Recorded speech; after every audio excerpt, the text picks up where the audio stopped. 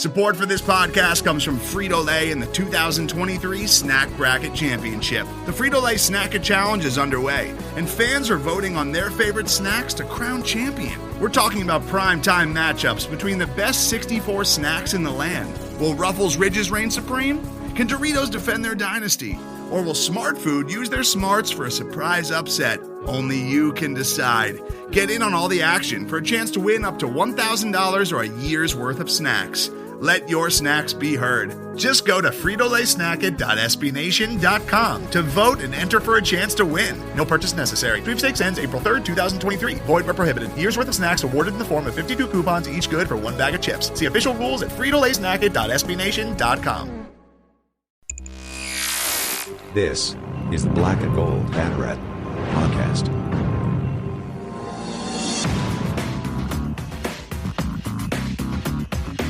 Now, here are your hosts, Jeff Sharon and Eric Lopez. Welcome to the Black and Gold Banneret Podcast. Jeff Sharon and Eric Lopez with you here on this. It's getting colder out, guys. Mid-November. We're starting to wind down the football season. We got 2 football games to go back-to-back at home, UConn and USF. We're going to wrap up that performance at SMU, which was a rough day to begin with. Tyalor Young is going to join us a little bit better to talk some basketball. Yeah! The big win for UCF against Jacksonville last night, by the way. It looked like everything was going wrong, and they figured out a way to win, which was great to watch. TY is going to join us to break that down. UCF up to a 3-0 start. They got that big win up in Miami where they scored 95 points. We're going to break all that down with them. And, of course, Bryson Turner later on going to join us to talk UCF volleyball with their magic number is 3 to win the American. And a little baseball, little football report. Let's go. With Bryson. But we first are joined, as is customary, by Stat Boy Drew himself, Andrew Glukov, to talk about UCF football here on the Black and Gold Banneret Podcast. Drew, what is up? I know you want to get done talking about the SMU game as quickly as possible because, that was rough, man. Like, why do I say? I wrote on Twitter, man. Like, why do I say things? Like, I had a good feeling coming into that game for some reason. I really thought that the stars were aligning for, I thought that Sonny Dykes was going to turn into Sonny Dykes, and the defense. Well, he did in the first possession. It looked good early. It looked like UCF was going to get the breaks that they needed, but what ended up happening, I thought, was we couldn't stop the run, and that's what gave SMU what they needed to get the win. And it's too bad because I thought that the players, especially Tate and Bethune, afterwards they had the way that they were speaking. I felt like they were like, man, we had an opportunity. Throw the final score out, which is 55-28, but they were like, man, we had an opportunity, and we kind of left something on the table here. What do you think, Drew? Basically everything went wrong. I enjoyed this game so much that my prep coming in wasn't re-looking at the box score, which I like to do just to compare things. No, it was voting for All-Americans from other schools. That's how much this game was interesting to me. Is I was watching paint dry instead of re-looking at the box score and having to relive the misery that was this game. But here's the truth.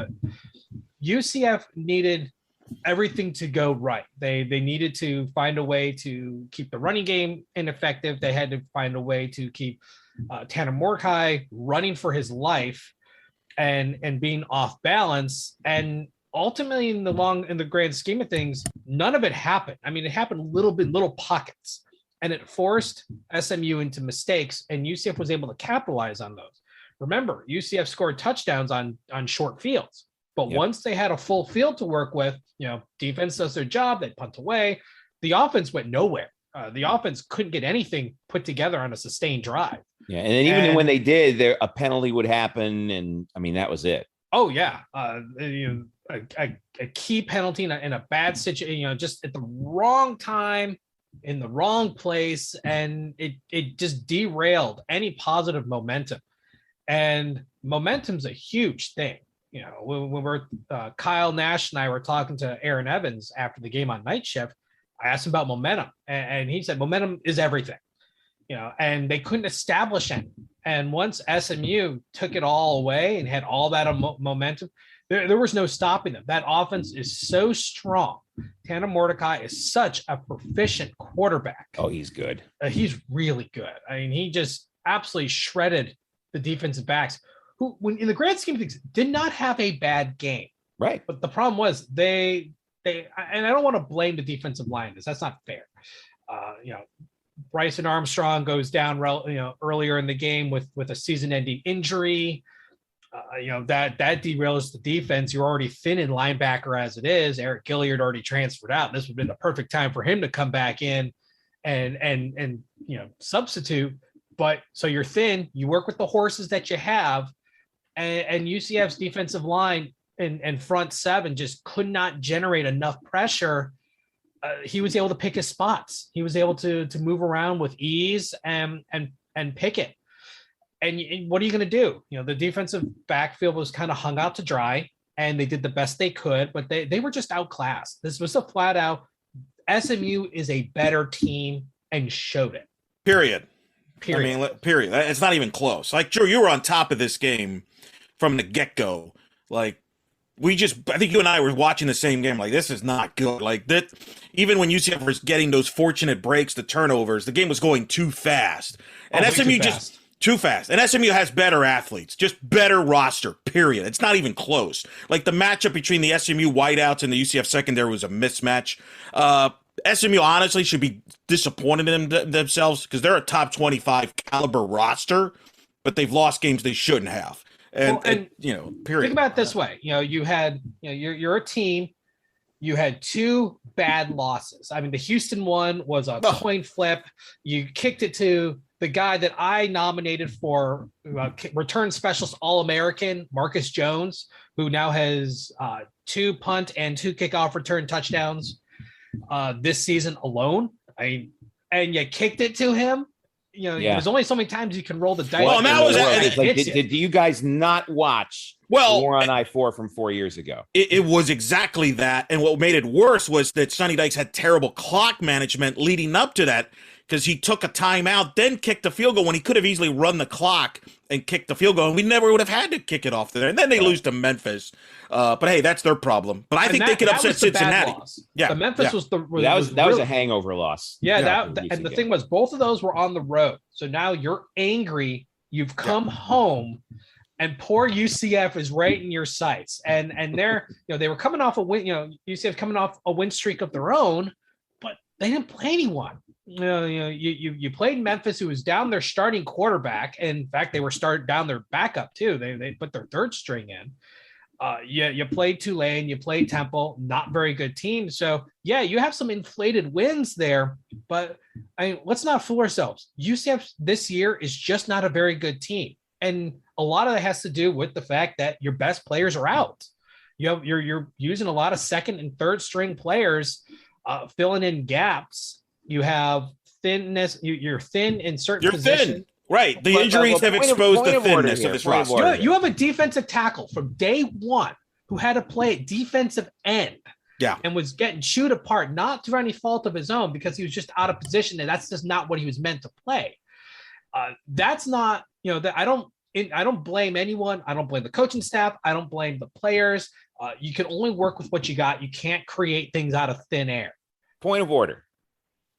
I don't think it's fair to say the team is not good when we don't know how good they really are. They're not championship caliber. Well, agreed. Agree with Drew on that. But let me ask you, and this is a hard question to answer, but would they be were it not for the injuries? I think they still lose to Cincinnati and SMU even if they're healthy. That, in fact, for the I disagree. Picks, I think that Cincinnati probably. I think the SMU game's a toss up. No way. No way. SMU beats them. I don't think it would have been a blowout, but playing on the road is always an extra step of difficulty. Right. And I think SMU still would have won. In fact, on my preseason picks, I had UCF at 10-2 in the regular season, losing to Cincinnati and SMU. In fact, I had those two teams in my conference championship. And you should have been right. And you should have been right. That's a good pick. Sonny Dykes screwed you on that, Drew. Just for the record. I mean, it is what it is. I thought SMU was going to be the other team, but Houston was able to pull that one out. In fact, Houston should be undefeated, but wasn't for laying a complete egg against a bad Texas Tech team. But that, right, that was a season opener. That's, things happen when you're fresh. You're coming off a bad year. And things they've been trying to push that boulder uphill since on their schedule. And they finally cracked the CFP top 25 on Tuesday. It was unfair that they've been dogged as bad as they are. I know the Americans not having a great year, but that SMU win should have propelled them up, and they got illegitimately screwed for weeks on their rankings. And even now, they're better than 23rd, I think is what they are. They're better than that. That's not fair. That's not right. We'll see. I mean, don't lose to Texas Tech, and you wouldn't have that problem. I mean, that's the 24th. Yeah. But I think this roster is going to look completely different than next year. I think you're going to see. First of all, you got a highly recruited class coming in, and I think you're going to see Gus and the staff go to the transfer portal. I think you're going to see up to 8 to 10 guys from the transfer portal. Well, not only that, but they are allowing schools to up the amount of guys they sign based on transfers out. Yep. And UCF had a few. I mean, it's natural when you have a new coaching regime come in, you're going to have some attrition. That's natural. That's expected. Turnover. UCF had Bentavious Thompson was just bad timing, and then you have guys later in the year like McMillan just officially announced. But I mean, we knew for a little while that he was heading out. But players are going to leave. The transfer portal has kind of made it the Wild West to a certain extent, and you're going to always have guys saying, "Hey, I'm going to look elsewhere." I understand why McMillan left. He was getting pushed down the depth chart. Some of these younger players were rising up and getting more playing time. And what's funny was he was called out numerous times as being one of the spring football standouts, and he just got pushed down as the fall went on. And these younger players are just they're all they may not necessarily be Gus's guys, but for whatever reason they were earning playing time.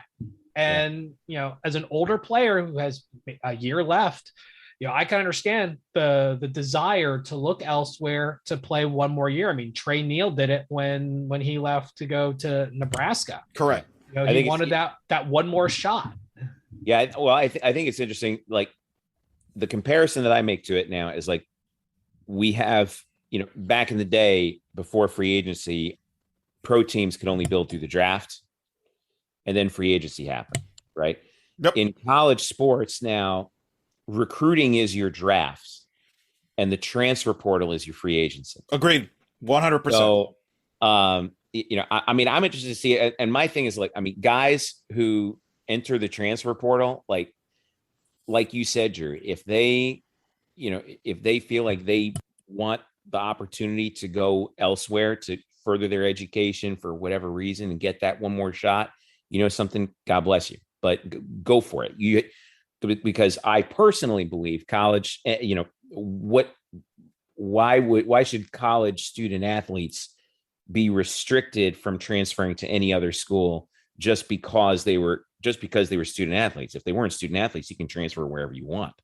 Right. Exactly. We know about how to transfer as students. Like just the fact that you play a sport hampers that decision. I don't think that's fair. But but at the same time, there's a balance there because you could go in the transfer portal, but no guarantee you're going to be taken by anybody. Number one, there's no guarantee you're going that teams are going to line up or schools are going to line up to pick you up, especially the schools that you might think you want. And number two, I think you made a good point, when you mentioned Eric Gilliard, when, again, nothing against Eric, but, Bryson Armstrong is out with an ACL, gone for the year, team's leading tackler. This would have been the perfect opportunity for him to, slip back into that depth chart and get some playing time. And that's why, the transfer portal for players, it's a big risk. Yeah, I always found it weird to do mid-season entries into the transfer portal. I don't know if you're just trying to get a head start against other players that may do it. It's almost like filing for free agency, like in the middle of a season. If you're an NFL player, weird. Right? It is kind of weird because schools aren't really going to bring you in mid-season. They can't you can't play you. You're not eligible to play. That season. So I never quite fully understood why they did it, so early. There's opportunities that opened up for him to be able to get on the field and have productive playing time for the remainder of the season, and then transfer Agreed. Finish the season out, because you never know, Jeff. I mean, I agree with both of you. You never know what could happen, and that's the only thing I don't like about this. Think of all the players in the past that would get opportunities either because of injury or just, hey, let's make a change in that. And too many guys are impatient. I think some of this, our parents are not patient, and they jump. And, that's not just a UCF thing. That's across the board. Chubba Purdy, a quarterback at Florida State, transfers. Literally the next week, Jordan Travis is out with the flu. Mackenzie Milton has to play, where in reality, Chubba Purdy probably would have got an opportunity to play and start that game. And I agree with both of you. I think I don't have a problem with guys leaving. I do have a problem with guys leaving during the season. I think you're quitting on your team, and I'm not sure there's a real big benefit to leaving during the season. I'm going to up the ante on that. I want to up the ante on that real quick because we talked about two reasons. There's a third thing about the transfer portal. Say you go in the transfer portal, no one picks you up. There's no guarantee you can go back. Once you enter into the transfer portal, You're technically no longer part of the program. You're not on the team, gone. And there is no requirement for the school you left to leave that spot open for you. Correct. They can fill it in with someone else, and you're SOL. You're on your own. You decide to go out in the wild, the untamed frontier. Good luck to you. You may miss out on an FBS school. You may end up going to FCS or even Division II to find a new home. And, that's part of the risk. But, I don't want, we'll just use Eric Gilliard as an example, just because say he goes in the transfer portal, which he has. No one picks him up. There's nothing that says UCF has to take him back. You said, hey, we got it. We've got guys. We brought in transfers, and I was like, we're sorry, there's no spot for you. And now he's out of luck. Now there's a risk. Now, I guess the counter argument why guys might leave during the season is they don't want to risk playing more games and losing a year. That could be the only thing I could think of in fairness as a counter to why you would leave during the season, is because this happened with the Clemson a couple years ago, where Kelly Bryant was starting, but Trevor Lawrence was playing, and everybody knew that Trevor Lawrence was going to take over. And Kelly Bryant's like, I don't want to waste a year and be a backup after like 4 games. So he got into the portal, and there was a lot of controversy about that. So, it's an evolving situation with the portal, but I wonder if, this week we had the NCAA Constitutional Convention, which the big story out of that was that the policies are going to be devolved from the NCAA to the divisions, Division I, Division II, Division III, and so forth. I wonder if one of the things that they're talking about, especially in Division I, might be, how you have in professional sports a free agency period. I wonder if you're going to have a transfer portal period maybe in the future. I think that would probably be it would be interesting. But you're right, Eric, about Gilliard. He played 4 games. That's his redshirt point. But here's the thing, and obviously it's hard to weigh on which is better. Because it can be construed in both ways that make both seem better. Do you immediately go into the portal, remove yourself from the program? You're no longer part. You don't have access to the facilities. You're not practicing. You're none of that. Or do you redshirt, agree to help, the team with practice, scout team and stuff, and continue to do that, keeping physically, in good shape, then hit the portal at the end of the season towards the next year. I mean, you can make cases for both. One, you have use of team facilities and you're still on the field. The other, there's no risk of injury, or let me phrase that, there's minimal risk of injury. Yeah. you can make I think case. classes also play a part in that. Like, well, are you finishing out your semester? And don't quote me on this, but I believe usually they can finish out the semester because technically it's already paid for. Correct. They can finish. Correct. That's right. So they can finish the semester and then move somewhere else. So I mean, the part of going in the portal really is the team aspect of it. You're off the team. You're out of the program. You still got the scholarship for the remainder of that semester, and then good luck to you. You can either pay your way to stay in school until you find something else, or you find somewhere else to land. Yeah. All right. Did you say practice, by the way? Practice. I hear practice was kind of a big deal this week. Practice. Yeah, speaking of practice, we're talking about practice. Yes, we are talking about practice. Specifically, we're talking about Dillon Gabriel, who is back at practice. Coach Malzahn on Monday was kind of coy about to what extent Dillon Gabriel was practicing, but he is back at practice. Now, the UConn game, here's what's interesting. When Dillon went down, the initial prognosis was out indefinitely, but the thing that we were hearing was 8 to 10 weeks based on that broken clavicle that he had on his throwing side. The UConn game is 9 weeks now since the Louisville game and the injury. So it's right smack dab in the middle of when he should be recovered. Now, I wrote on the site, you got USF coming up on Black Friday. USF is I think a much improved team the last 2 weeks. They've thrown 70 combined points on the board in 2 games against the 2 best teams in the American in their last 2, against Houston and Cincinnati. Timmy McClain, kid from Sanford, excellent.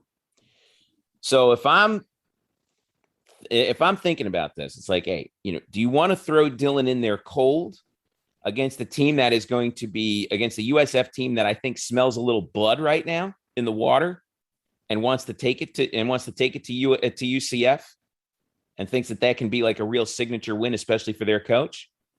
Or do you go in here in the UConn game? UConn is bad. All right. They have only 1 win. That win was by 6 points at home against Yale. Do you go in? They lost to Holy Cross earlier this year.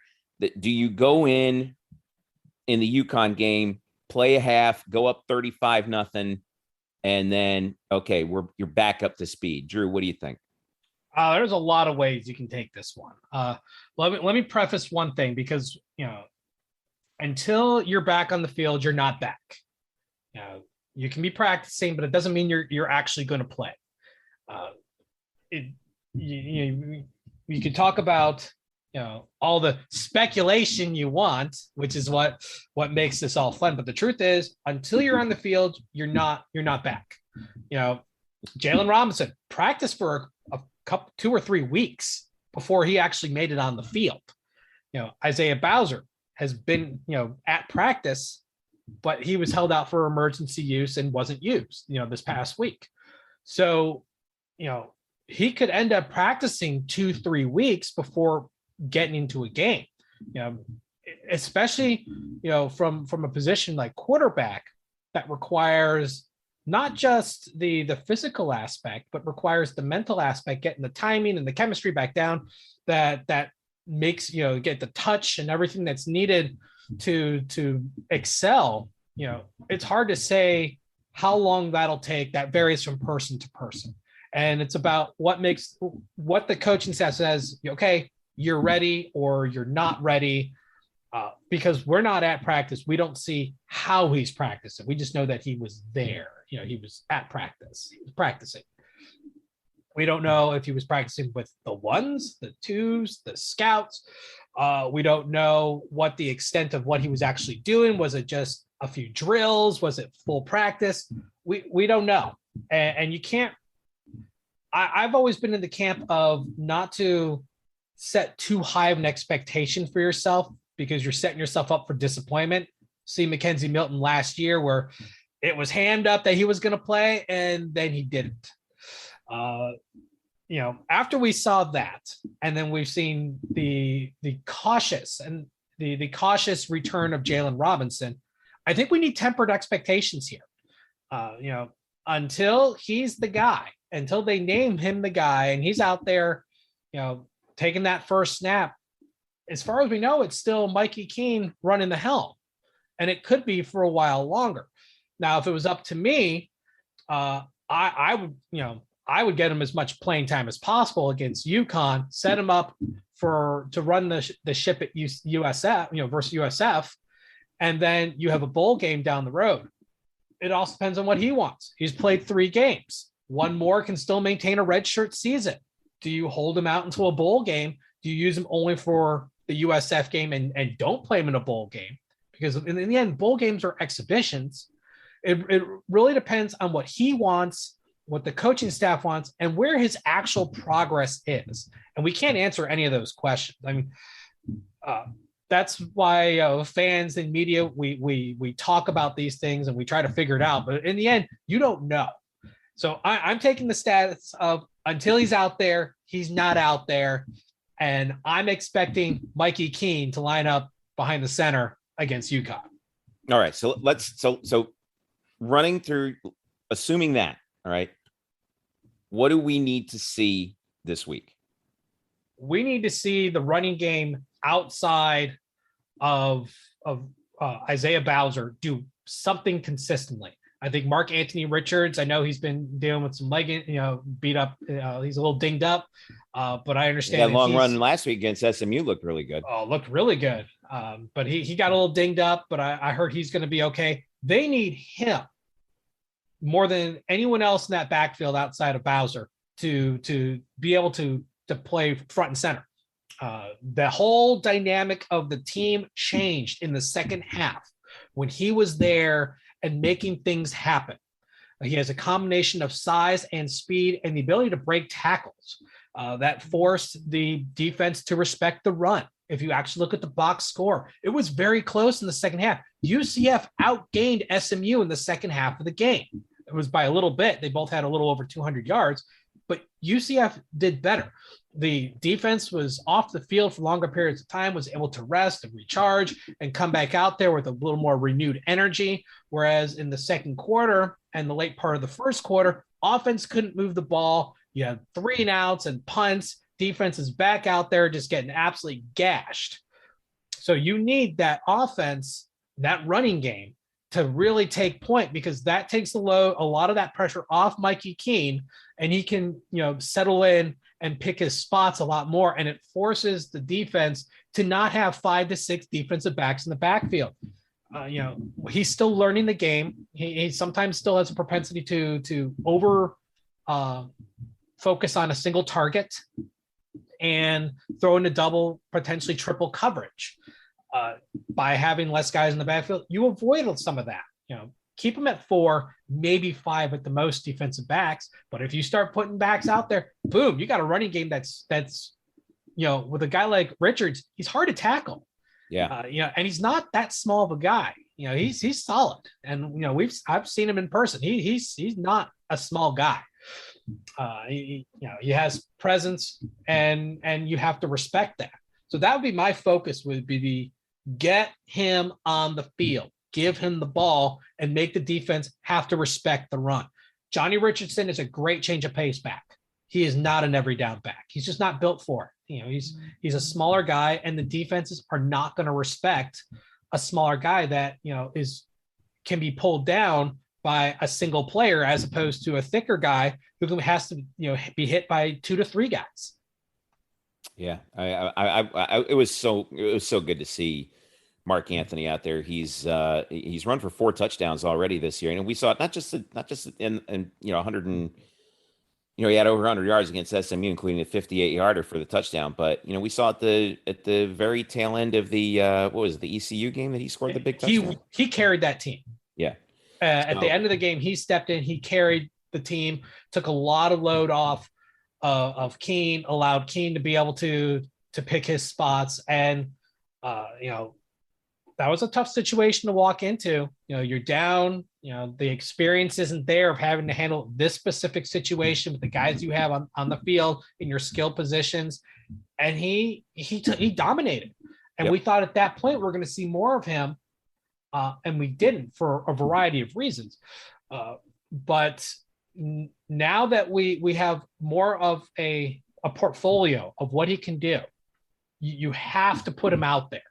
It would be almost irresponsible from a football standpoint not to utilize this guy more. All right. So before we let you go here, Drew, OddsShark's got UCF 30.5. What do you think? And UConn is just so bad. They average less than 15.5 points a game. Like I said, their only win was by 6 against Yale at home. Yeah, I think if UCF does what they're supposed to do, this should be an absolute blowout. Maybe not quite as a big of a blowout as Bethune-Cookman, but I mean, you could see a Temple-like score in this.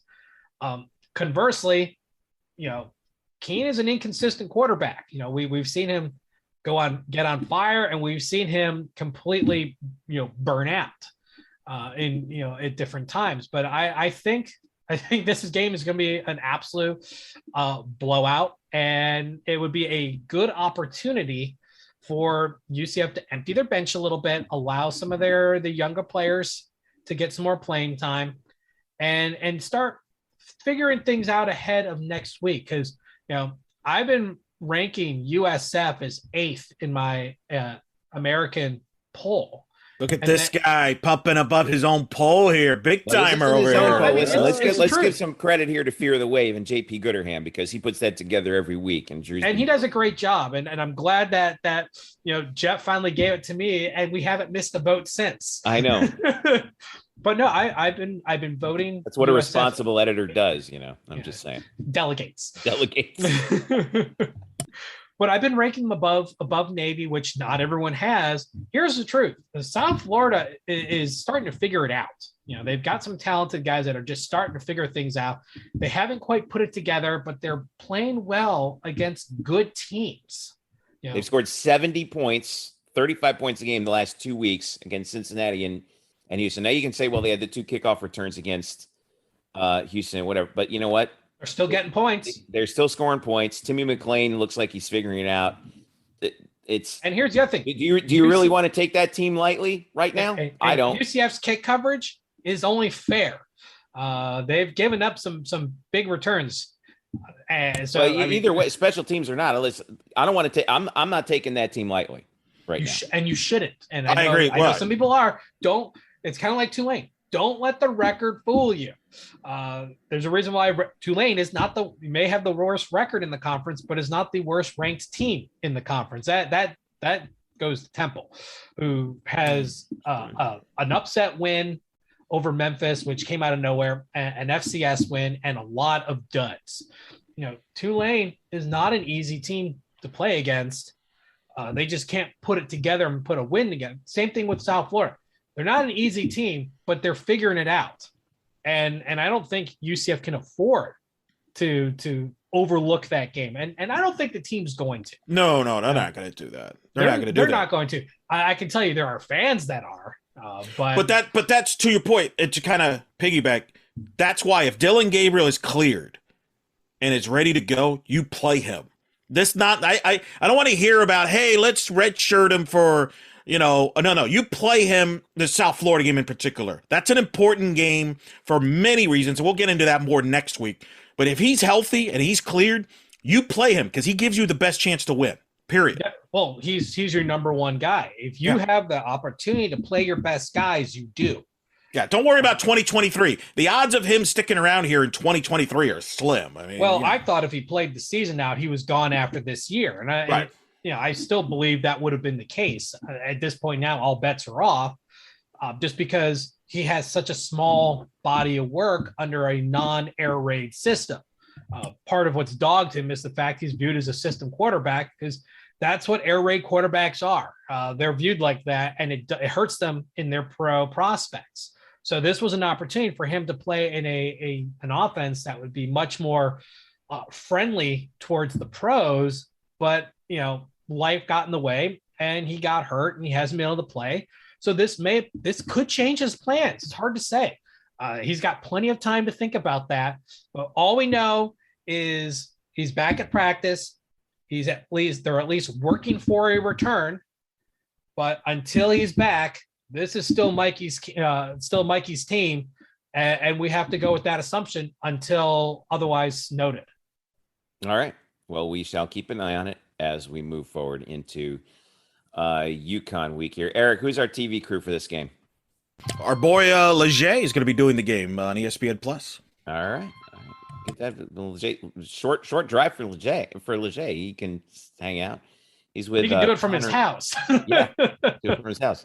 Kickoff at 4 p.m. By the way, they announced the War on I-4 will be on ESPN, the mothership, at 3:30 on Black Friday. Good time slot, right, Eric? Yeah, it's okay. It's not great. It'll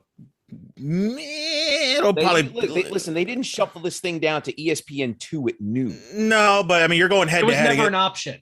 Right. From what I understand, from before the season was ever started. Oh, that's right. It was 3:30 or 7. Or 7. So the question was either ABC or ESPN. Right. ABC, Cincinnati, East Carolina, rightfully so, is the ABC game that day. By the way, this Connecticut game, 500th UCF football game ever. And I actually recommend go to the Beat of Sports on their site. Jeff, you know where the site is. Mark Daniels interviewed Brian Schmitz, who actually covered the first ever UCF football game against St. Leo. At St. Leo. At St. Leo. So they talk about that. So the 500th game of UCF football this Saturday, boys. Yeah. You know what's amazing? WFTV Channel 9, they found that archival footage of that game. And, you know, it's kind of like, it's like old Betamax footage, you know, but it's a little, you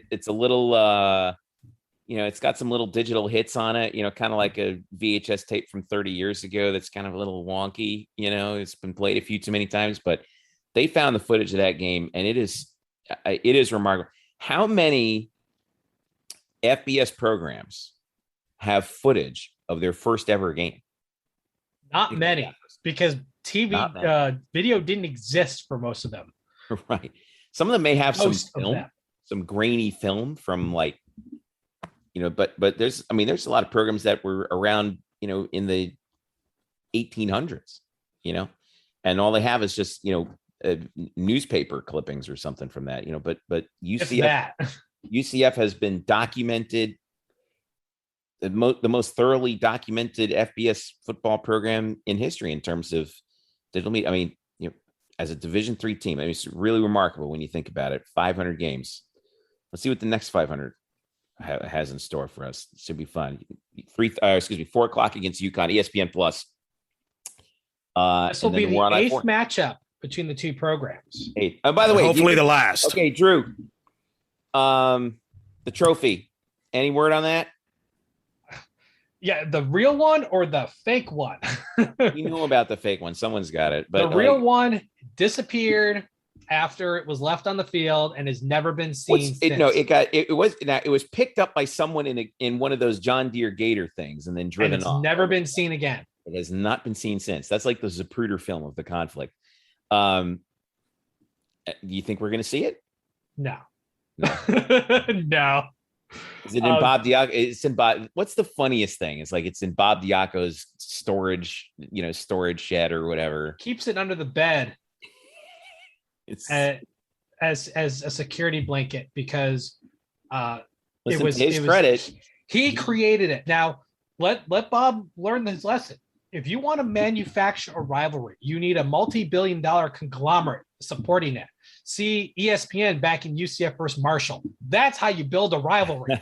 You need someone to hype the living daylights out of it. Yeah. Well, listen, you know who the head coach of UConn was the last time they won the civil conflict? Wasn't Bob Diaco. It lived and died with him. Bob Diaco, 2015. He created it, and he was there at the very end of it. And that's why I think he somehow. You know what? I think he looks at that thing and he says, "You know what? It served my purpose. I built that. I built that." Well, in 2014, it was that game in 2014. So, all right. One of the biggest fluke losses in UCF history is that loss to UConn in 2014. Painful loss looking back on it in Hartford. I mean, it made no sense. Yeah, it's just that's one of those top 5 ultimate. Drew, this is an off-season column for you and me, okay, and Eric. Like top 5 ultimate UCF head-scratching losses. That's definitely. I'll let you guys handle the negativity on that. That's not negativity. That's like, oh man, what could have happened? Anyway, well, it's not being negative so much as it just is what it is. It already happened. It's not being negative at all. It's remembering where you came from. Okay, and laughing at it because that's all you can do. Every program's got him. I mean, UConn's is how many years running now? I mean, every year they have another one of. How do we even? Why are we even still a program? You don't need to think too hard about why UConn loses football games. Okay, it's fairly obvious. All right, Statboy Drew on Twitter. Andrew Glukov joining us here on the Black Gold Banneret Podcast. We return. Time to talk a little hoops. Tyalor Young, UCF analyst for basketball on the radio, alongside Mark Daniels, joins us to talk about UCF's 3-0 start. They got the victory over Jacksonville last night. It was a tough one, but they pulled it out, especially on the heels of that victory over Miami down in Coral Gables. Eric and I will be talking to TY here in just a second. Stick around. The Black and Gold Banneret Podcast is back after this. Welcome back to the Black and Gold Banneret Podcast. Let's talk a little UCF men's hoops. Knights are 3-0. It was a little harder to get to 3-0 than we thought it would be last night against the Jacksonville Dolphins, but the Knights get the victory on the heels of dropping 95 points on Miami and Coral Gables. JU gave UCF a run, but 63-54 was the final. And joining us now, the radio analyst for UCF basketball, alongside Mark Daniels, former UCF Knight himself, Orlando-born and bred Taylor Young, joining us once again. Friend of the pod, TY, in the house on the Black and Gold Banneret Podcast. What's up, Taylor? How are you? I am doing fantastic. What's good, guys? It's off to an early start. Weather's cooling, hoop season, no complaints. I know we had the cold front this week, and it's like basketball season's here, man. It's time to get indoors, get warm. But you know what was not warm? Our shooting in the first half last night, man. It was rough. But you know what? They pulled it together in the second half and pulled away. And Eric said this last night, and I thought he nailed it. Like, last night was Dre Fuller's game, man. I think it was the plus minus was plus 18 when he was on the floor. He was 4 of 4. The box score is only 9.6 rebounds, 3 assists, but he made so many plays last night that, kept UCF tight when it looked like Jacksonville was trying to make a run and really put us up against the ropes. And then when we had the lead, he helped put the game away. I mean, tell me, when you look back at that game, what does that say about UCF's depth, that they can just, if nothing's working, they'll just find something that works? Yeah, Mark and I were talking about this, ironically, in the pregame, specific to a guy like Dre Fuller, who's worn so many different hats throughout the years at UCF. He's dealt with injuries. He's been on teams that have dealt with injuries. And now he finds himself in a little bit of an unknown role as far as kind of where he sits in the lineup. And I think a couple guys find themselves in that role just due to the depth. There's just so much talent. And so before the game, we're talking about what a challenge that can be for players. And also it can be, there's luxuries that come with it, as far as Coach Dawkins being able to have all these different lineups and being able to pressure. But it also comes with a little bit of challenge to where you just don't have, I don't know which 7 or 8 guys are going to be, my key guys every single night. Really, there's not that consistency. So somebody like Dre's got to stay ready, and he doesn't know when he's going to play 25 minutes a game or 10 minutes a game or more, right? And so for him to come in the first half and instant offense, he drives to the bucket after UCF had just been chucking 3 after 3 after 3 and not shooting it well. And he gets in, he goes to the rack, makes a play, thought it could have been an and one. Next couple plays, he hits a 3 in transition, just a little bit of a pass fake, and knocks down a 3. And that was the spark that kind of let UCF get off to a better start in the first half. And then when you think about the second half, he made a similar type play with that highlight play dunk where Darius Johnson pitched up to him, and he finished with 2 hands. So I thought those 3 plays were some of the biggest and most timely of the game. And I think as a player, you just can't underestimate how hard that can be mentally to not know where you're going to fit in and stay ready and come off cold and contribute when your number is called. So I thought he showed a ton of maturity last night, and I thought Coach Dawkins did a really good job of going with the guys that were giving him what he needed down the stretch, and Dre Fuller was one of them.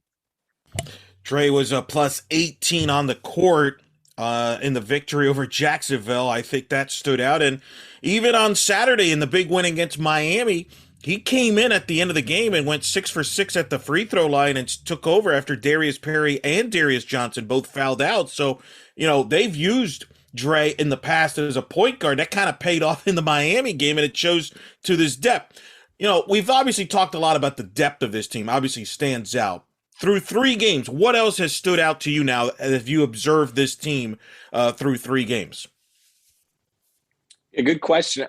I think they have an expectation and belief, a posture about them that they go out on the court and they expect and they believe that they're going to win the game. And I think with, talent, that helps. But I think also veterans, guys that have played a lot of college basketball, I think that helps too.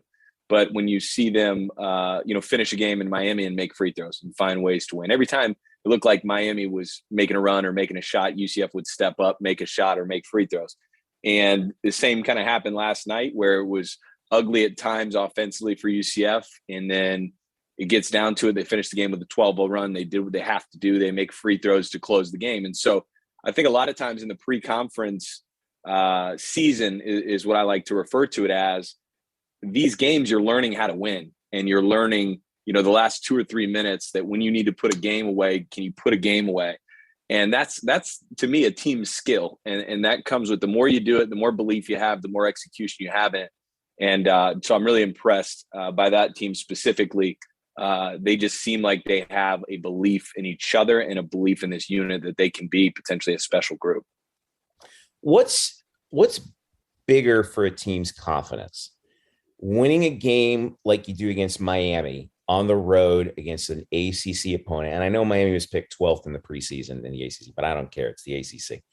Like, is that bigger? Like, dropping 95 points on them and just crushing their throat in their place, or a game like last night where, I know a lot of fans are like, oh my God, how are we going to, how many games have we seen where it was like that, where we just get some team's best punch at home? It's kind of like the flip of the Miami game, right?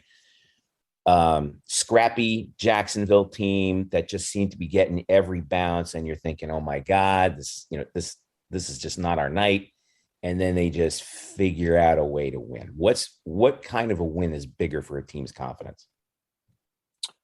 Yeah, Jacksonville too. You give them a ton of credit. I mean, they were scrappy, very physical. Yeah, they were great. Big team. I mean, I think they had, I don't know how many turnovers. I mean, it was like 20 plus turnovers, 25 plus turnovers. And then they're still in the game. So, I think Jacksonville leaves there and said, gosh, if we clean up some of these turnovers, we're feeling like we played well enough to win that game. Yeah, turnovers on the flip, 24-8. 24-8. Yeah. And that was, to me, the difference in the game. UCF got more possessions, took care of the ball. I think road wins are huge. I think so. If there was a binary comparison with those 2 games, I think anything on the road, regardless of where somebody's picked, and it happens to be, say what you want, the name on the jersey, Miami, does matter. With those big brands to go into their place and take care of business like they did, where they really handled the pace and the tempo of the game and dictated their style. I think that gives you a ton of confidence. I think that's the hardest thing to do in college basketball, is to win on the road. And I think, you develop the ability to get comfortable in that setting and spoiling people's party. And in conference season, there's going to be plenty of big road games. And so I think that will help them a ton just to get that early big road win. Darren Green, I've been very impressed with through the 3 games. I prior to this season, we kind of think of him as just an outside shooter, 3-point shooter, can shoot from anywhere in the court. But I've liked his mid-range game. He has a step-back game. He has a fadeaway. He was unbelievable in the Miami game. Johnny Dawkins even said after the Miami game, when they needed some go-to plays, they went to him. Is he the most improved player of the returners that you've seen so far? Yeah, I mean, he's certainly showing like he is. I've heard that he's worked tremendously hard in making himself a bigger threat off the bounce. You can see the comfort level. We know he's a knockdown shooter. I mean, he's one of the best standstill shooters. He's got a quick release. His shot preparation is just very good. Sometimes you're amazed by the way that he'll come off a screen like he did last night, and his footwork, and he just 1-2s it and he knocks it down. And so we know that about him, right? But then you also see last night where he'll make some plays, he'll set himself, he'll rip through, he'll put it on the floor, and he makes a nice step back move from 14 feet on the baseline. And that was one of the big shots of the second half. And so, and he's a great athlete. I think he's an underrated athlete. So, I think we'll see, 20 plus point games from Darren Green throughout the season. And, for him as a scorer, the more he can get to the free throw line, the better. I think sometimes his big games, he's knocking down like 5-6 threes. In reality, it'd be nice to see him, go 8 of 10 from the free throw line. And the more he takes it to the rack and the more he kind of dictates to the defense and is aggressive, the more he can kind of get to the paint, get to the foul line and make it easy on himself. So, I'm super excited to watch him the rest of the way. Right now as a team, TY, we're shooting 82% from the line, but Darren's shooting 50%. He's only 3 of 6. It's so weird. I know it'll catch up, but that's a rhythm thing though, no? Yeah. Isn't it, TY? When you don't get to the line as often, sometimes even though you're a great shooter, it could be tough to get a rhythm in the free throw line if you're not getting to the stripe that often. Yeah, no, I think for sure. One of the things too, I always joke about it, it's like Michael Jordan scored a lot of points, but how many times he got to the free throw line? I mean, he would have nights where he'd hit, 14, 15, 16 free throws and he would score 35s, right? So I think for scores too, it's a little bit of a scoring hack. It's like go get 20, but go get 8 or 9 of them for the free throw line. Late in the game, be the guy that takes care of the basketball and they get fouled. I mean, I was joking with Mark, one of the guys, I think it was Darius Perry at the end of the game last night, held on to the ball and they came and fouled him. I said, Mark, man, there was no way I was giving up the ball when it was in the part of the game where they were coming to foul. I'm like, I'm going to score about 4 or 5 more points at the free throw line. And we used to joke about it within the locker room of 3 points. I wouldn't give up the ball at the end of the game.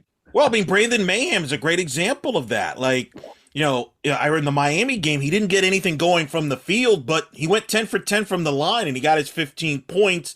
Obviously, in the Jacksonville game, he hit some big threes at the end of the game that really kind of helped UCF pull away. I want to ask you about Brandon and Isaiah Adams. They're kind of, by their standards, off to a slow start, which is kind of what's exciting about this team. I don't think they've reached close to their potential. And I think Isaiah is a great example of a guy who could use going to the free throw line to get himself into a rhythm. When you get off to a slow start as a shooter, how do you kind of mentally stay confident? Is it one of those things, hey, just keep shooting, it'll come? Do you change your game? Do you be more aggressive to the basket? What's been your thoughts on Brandon and Isaiah? Yeah, I think it's different for every guy. I think for Brandon, what I was noticing last night, he's just one of those guys. His degree of difficulty for his shots is like a 10 out of 10. So some of the shots he takes, like you look at the first 3, I think he had 3 3-point attempts in the first half. All 3 of them, it's the same shot. It's off the dribble. He's kind of one of those rhythm shooters, as I would call it. So he prefers to shoot off the dribble. So he's off the dribble. He's got a contest right in his face, and it's a quick release 3 from 2-3 feet behind the 3-point line, right? So when you're struggling, I'm of the opinion that that's a shot you take late in the shot clock. You take after the ball's been moved a little bit. I'd just like to see him be a little bit more aggressive of doing the same thing Darren Green's kind of you're seeing him do more of is go seek some contact, go seek some paint touches, and then later in the shot clock or after it's been moved around, then you step up and knock down those shots. So, you kind of almost see him working mentally to get out of that slump. And then in the second half, when he hit that first 3 in the second half, you can almost see this exhale and this confidence. And then, of course, we talked about how they ran a designed play where Darius Perry went baseline and kind of jumped out of bounds and found a Mahan flattening out in the corner, knocking down his second 3 of the half. And Coach Dawkins, give him a lot of credit for designing that play for Mahan. You can see how much confidence he has, but you can also see that he just made a shot to run that through him. So, For Brandon, I think it's shot selection, just getting better ones, but he's also proven that he can be streaky at times. I mean, throughout his whole career at UCF, he'll have games where he'll have 30 on you and he's hitting shots that you just can't believe. And then he'll have stretches of 3 or 4 games where he'll have 2 points, 4 points, 6 points, and he's struggling. So I think for him, getting to the free throw line, getting some easy ones, getting out in transition, and then, when he gets them, just stepping up with confidence. I think last night will help him a lot, just seeing the ball go in. And I think they need him to play well, right? When you have Oklahoma, you have Auburn coming up. You need your best players to play well. So, and then Isaiah Adams, you mentioned him. What I've noticed about him is just what a problem he is defensively for people. So all the different pressure looks, whether it's full court, 3/4, half court, even when he's guarding man-to-man, he's so long and he's so active that he's causing a lot of stuff and activity and deflections when he's on the floor that's not going in the stat sheet. And then I think he's just looking to find himself offensively. I think we know what he can do. We had Tulane on the road last year. He just absolutely blew up. We know he can shoot it. We know he can do things off the dribble. He's a unique player. He's special. But I also think with so much talent and so many options offensively, this is what we're talking about with Dre Fuller. Sometimes it's hard to settle in when you're not the guy, when you don't know you're going to get 8 to 10 shots a game. Like you may only get 2 or 3 shots a game. And I think that's sometimes tougher as a player because there's more pressure on when you do get a look to knock it down, if that makes sense. Yeah. It's funny. I was looking at the season box, and Darren is 9 of 19 from 3-point range and 9 of 18 from 2-point range. And Brandon is 4 of 19 from 3-point range and 2 of 2 from 2-point range. I thought that how many years have we thought that those numbers would be flipped between those two guys, right? But my question for you is Mbake Zhang.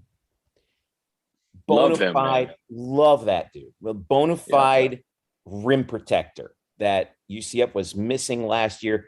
God bless Jamil Reynolds, did the best he possibly could with all the roster problems that UCF had, the lack of depth and everything, and had a breakout year. But we saw Jamil last night.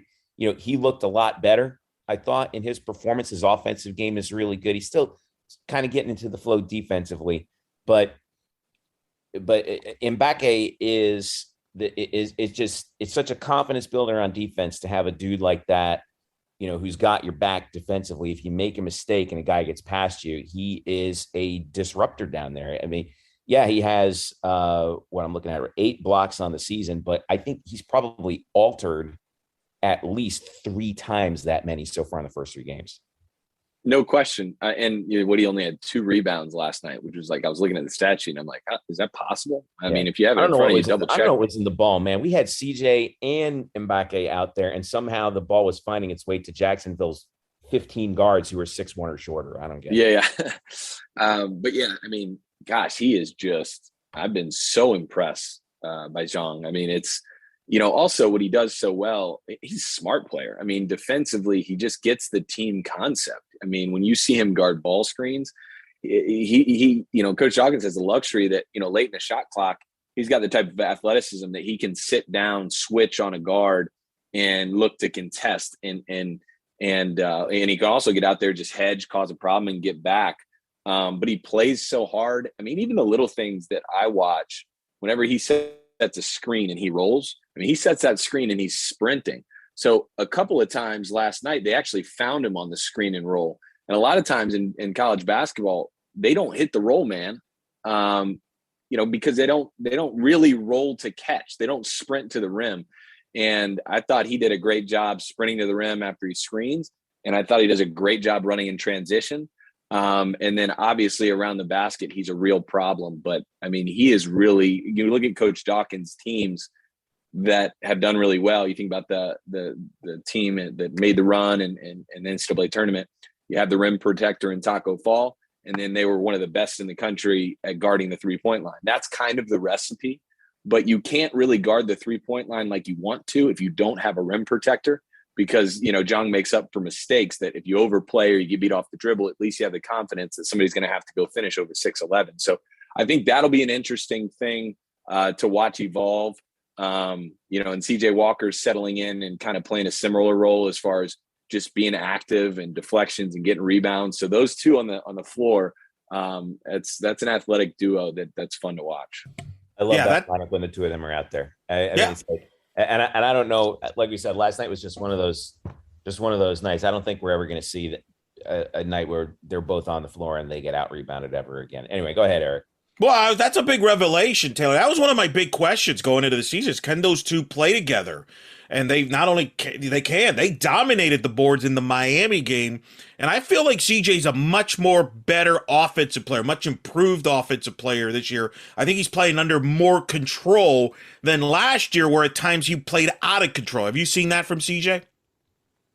Yes, and I was listening to the pregame interview between Mark and Coach Dawkins yesterday, and I think Coach Dawkins has done a great job of kind of settling him into, in his own words, playing to his strengths and understanding who he is right now and his identity as a player, right? To focus on how he can affect the game through defense and rebounding.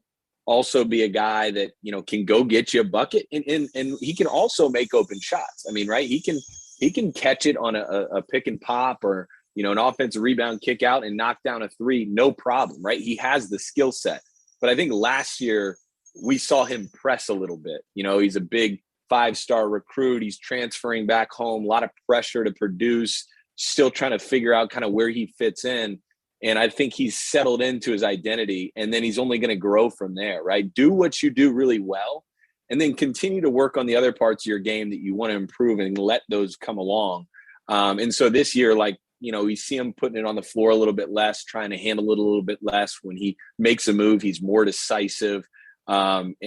And he's a fun player to watch. He's explosive. He seems like a great teammate. You never have to worry about how hard he's playing.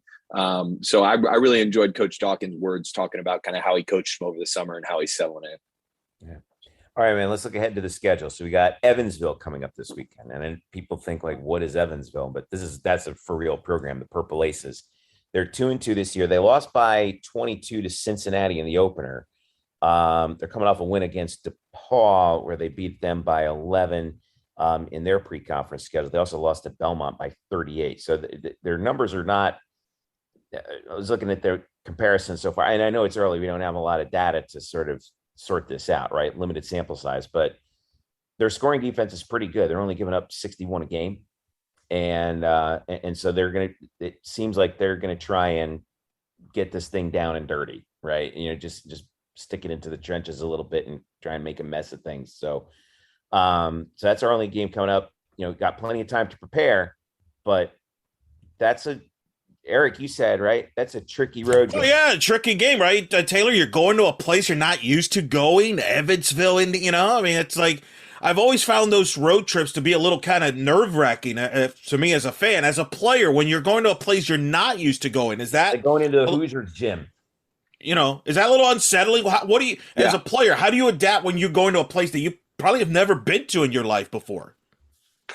Yeah, I remember we had a road trip when I was playing, and we went to Colorado, went to Boulder, Colorado, which was great. It was a good game. We lost, and then we parlayed that trip into South Dakota and went to South Dakota State. Remember that, yeah. And the Jackrabbits, man. Yep.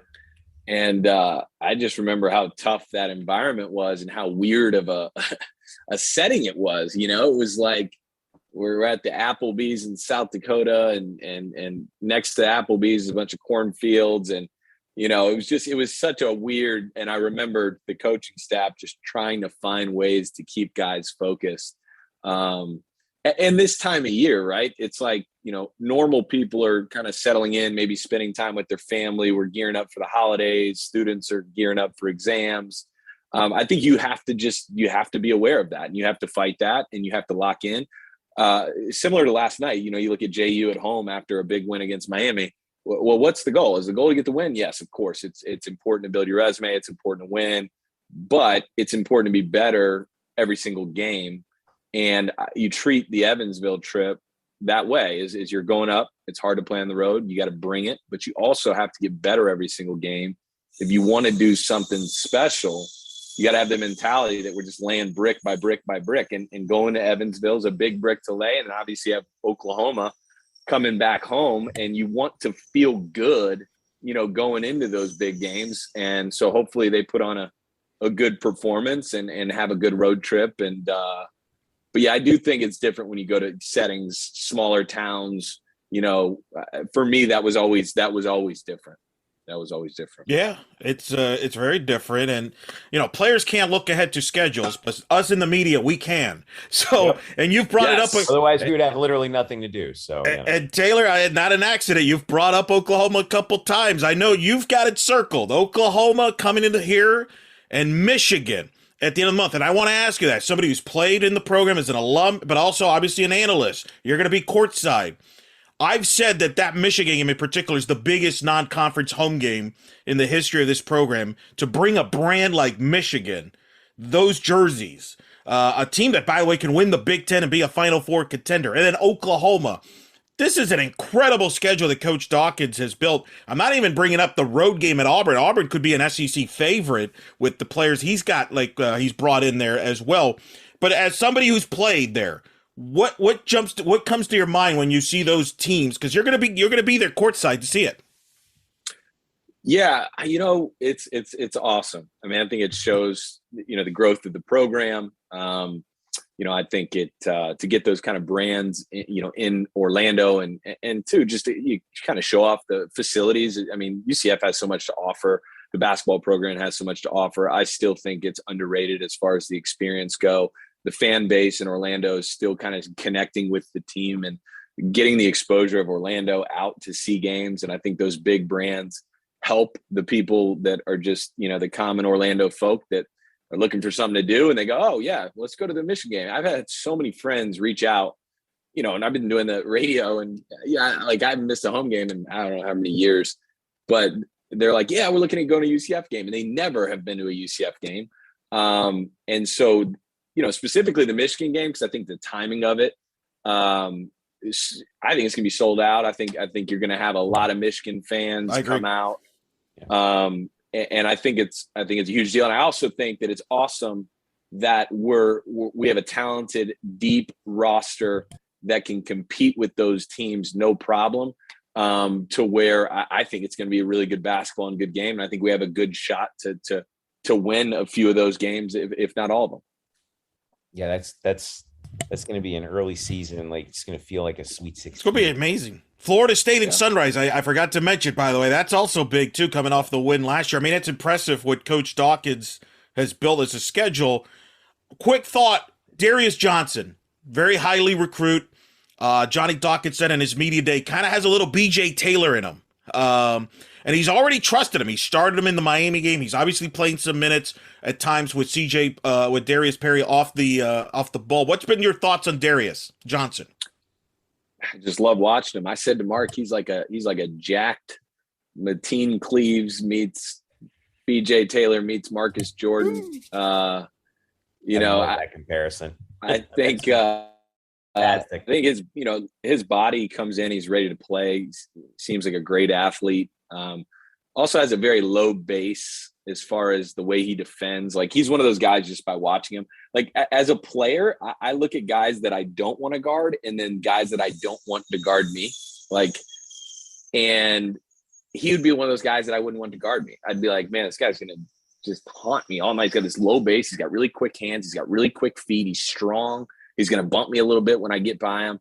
And then offensively, he seems more of like a true point guard where he's making, he's making some freshman errors, but he's most of the time making the right play. He's a good passer. So something little, even when you see an open shooter in transition or during a play, he puts it to where that player can just go right into their shot. So just the little details like that. And he's a huge recruit for the program. I love that he's getting this much playing time. He's going to continue to get this much playing time. You've seen at times Coach Dawkins will just roll with him. He's got a ton of confidence in him. So yeah, I mean, I'm really, really excited about him being here for sure. He's rebounding well too. 2.3 rebounds a game. And you can see even though the offensive game he's still getting used to that. I mean, defense travels. Right. So, he's got 4 steals on the season, which is third on the team. And, even though he's gotten into foul trouble a couple of times, I think that's just because he's so aggressive on defense. I think that's which I like to see, especially from a young guy. Like if the offense isn't coming to you, defend the heck out of the ball, and I think that's been working for him. All right, last question for you, TY, before we let you go. What do you want to see in this next 3 days? This game against Evansville, before we have the week off to play Oklahoma. We're going to be watching this game on ESPN Plus. And they play, by the way, Evansville plays in this gorgeous 11,000 seat arena in Evansville, Indiana, of all places. It's not like they play in some gym somewhere. I thought that they did, but they opened up the They like their hoops up there in that region. Yeah. I was going to say, man, anything in Indiana, I know those people love basketball, man. So sometimes we have trouble drawing crowds here in Orlando. There's too much to do, but up in Indiana, man, basketball is life. So I expect a pretty good crowd for sure. Hey, their head coach, Todd Licklider. Yeah, and also to expand on Darius Johnson is, he doesn't need. For him too, you mentioned, not yet getting it going offensively. Obviously, we know he's very capable to score, but he doesn't need to score on this team, which is a beautiful thing. It's kind of like a rookie quarterback that comes in and they can learn from somebody that first year, and there's so much value with, not just throwing them out there with a weak offensive line and just getting teed off on and going 2-10, right? Like he's got the ability to affect the game defensively, where he's an elite defender, and then run a true point guard type of deal. He's got scores all around him. And then he can have the rest of his career to be a scorer if that's what he molds into. But this year he doesn't need to be. He can just pick his spots, and that's exciting. And then, I think the next couple of days, what you want to see going up to Evansville is just improvement. It's just progress. It's just further developing the chemistry and getting a better feel for Coach Dawkins to see what lineups he's going to like. I think too, they always play hard, which is very exciting. When you watch them, you don't really have to worry about if they're going to come out lackadaisical. They are always playing hard. I think for them, shot selection comes to mind. I'd like to see the shot selection improve a little bit. I think you walk a fine line between playing fast, pressing, wanting more possessions. But then you also walk a fine line of taking shots early in the shot clock that are contested from deep three. And you saw how that affected the game early on. So I like playing fast. I like more possessions. I like the pressure. But if we could just tweak our shot selection and get a little bit more at the basket early on in shot clock and pick our spots a little bit better, I just don't know if we're a team that's going to shoot 33s a game and get away with it. I mean, I think we can shoot effectively and maybe shoot 23s a game, make 8 to 10. So that was just the feeling last night, is that I think they're too talented to live and die by the 3-point line, but I also love them playing fast. But so going up to Evansville on the road, I think shot selection comes to mind a little bit. All right. And it is going to be a good test up there, because I think that place is going to be a little bit more intense than maybe the fans are thinking, because like you said, it's Evansville, it's Indiana. What do you call it? Todd Licklider is their head coach. He was the coach at Butler before Brad Stevens took over, coached at Iowa. So it's a basketball school. Yeah. There's going to be a basketball environment. It's going to feel like no Disney World up there, man. There's no Disney World. There's no Universal. There's no good 80-degree weather up there either. Probably. There's just the Ford Center and Purple Aces basketball, man, and they have a hockey. Dude, the Purple Aces. Wow. I mean, that's amazing. I mean, even the weather. I mean, they got people just going to the game just to get out of the cold, man. Yeah, that's right. That's what it's all about, man. That's what Dr. James Naismith intended, right? It's cold up here in Springfield. All right. Taylor Young, you can find him at, is it Taylor B. Young on Twitter? I'm pretty poor these days at Twitter, but yes, it is Taylor. We got to work on that, man.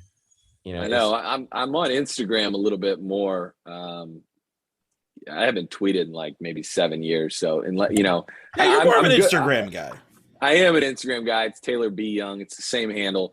But, you'll catch me, Jeff. I'll hit a retweet maybe once a quarter.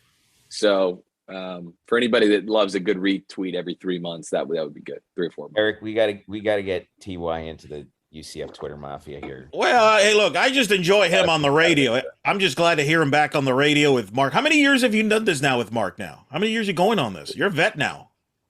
Isn't that crazy? Yeah, we were talking about this. I think this is going – so I graduated – my last season was 10-11. So I started right after I graduated. So the first year I was commentating was 11-12. So we were debating whether it's my 10th or 11th season. But it's definitely been 10 years regardless. Wow. Which is crazy, because I don't know if you guys have seen, you've seen obviously Jermaine Taylor at the games, and he's seemed like helping out and helping the staff out. And, it's good reconnecting with him. He's one of my favorite people ever. Just got inducted to the Hall of Fame, of course. But we were like joking about it, how long it's been. And you kind of just pick up where you left off when you last saw each other. But yeah, it's been a decade. I'm an old guy now, man. Time absolutely flies. That is incredible. So good to see Jermaine. I was curious about that because I saw him, hanging around the bench and talk with people, and it's good to see him back helping the staff out. And I was talking with him too on opening night against Robert Morris. We saw each other and took that picture, you guys. So that's so good. And I love the fact that Johnny is, I saw a couple other alumni over there. I think, who was it? Was it Dwight McCombs, I think? And I think I saw one other guy. I forget who it was, but it's so, and Johnny makes an emphasis of that, right? Like bringing guys back home.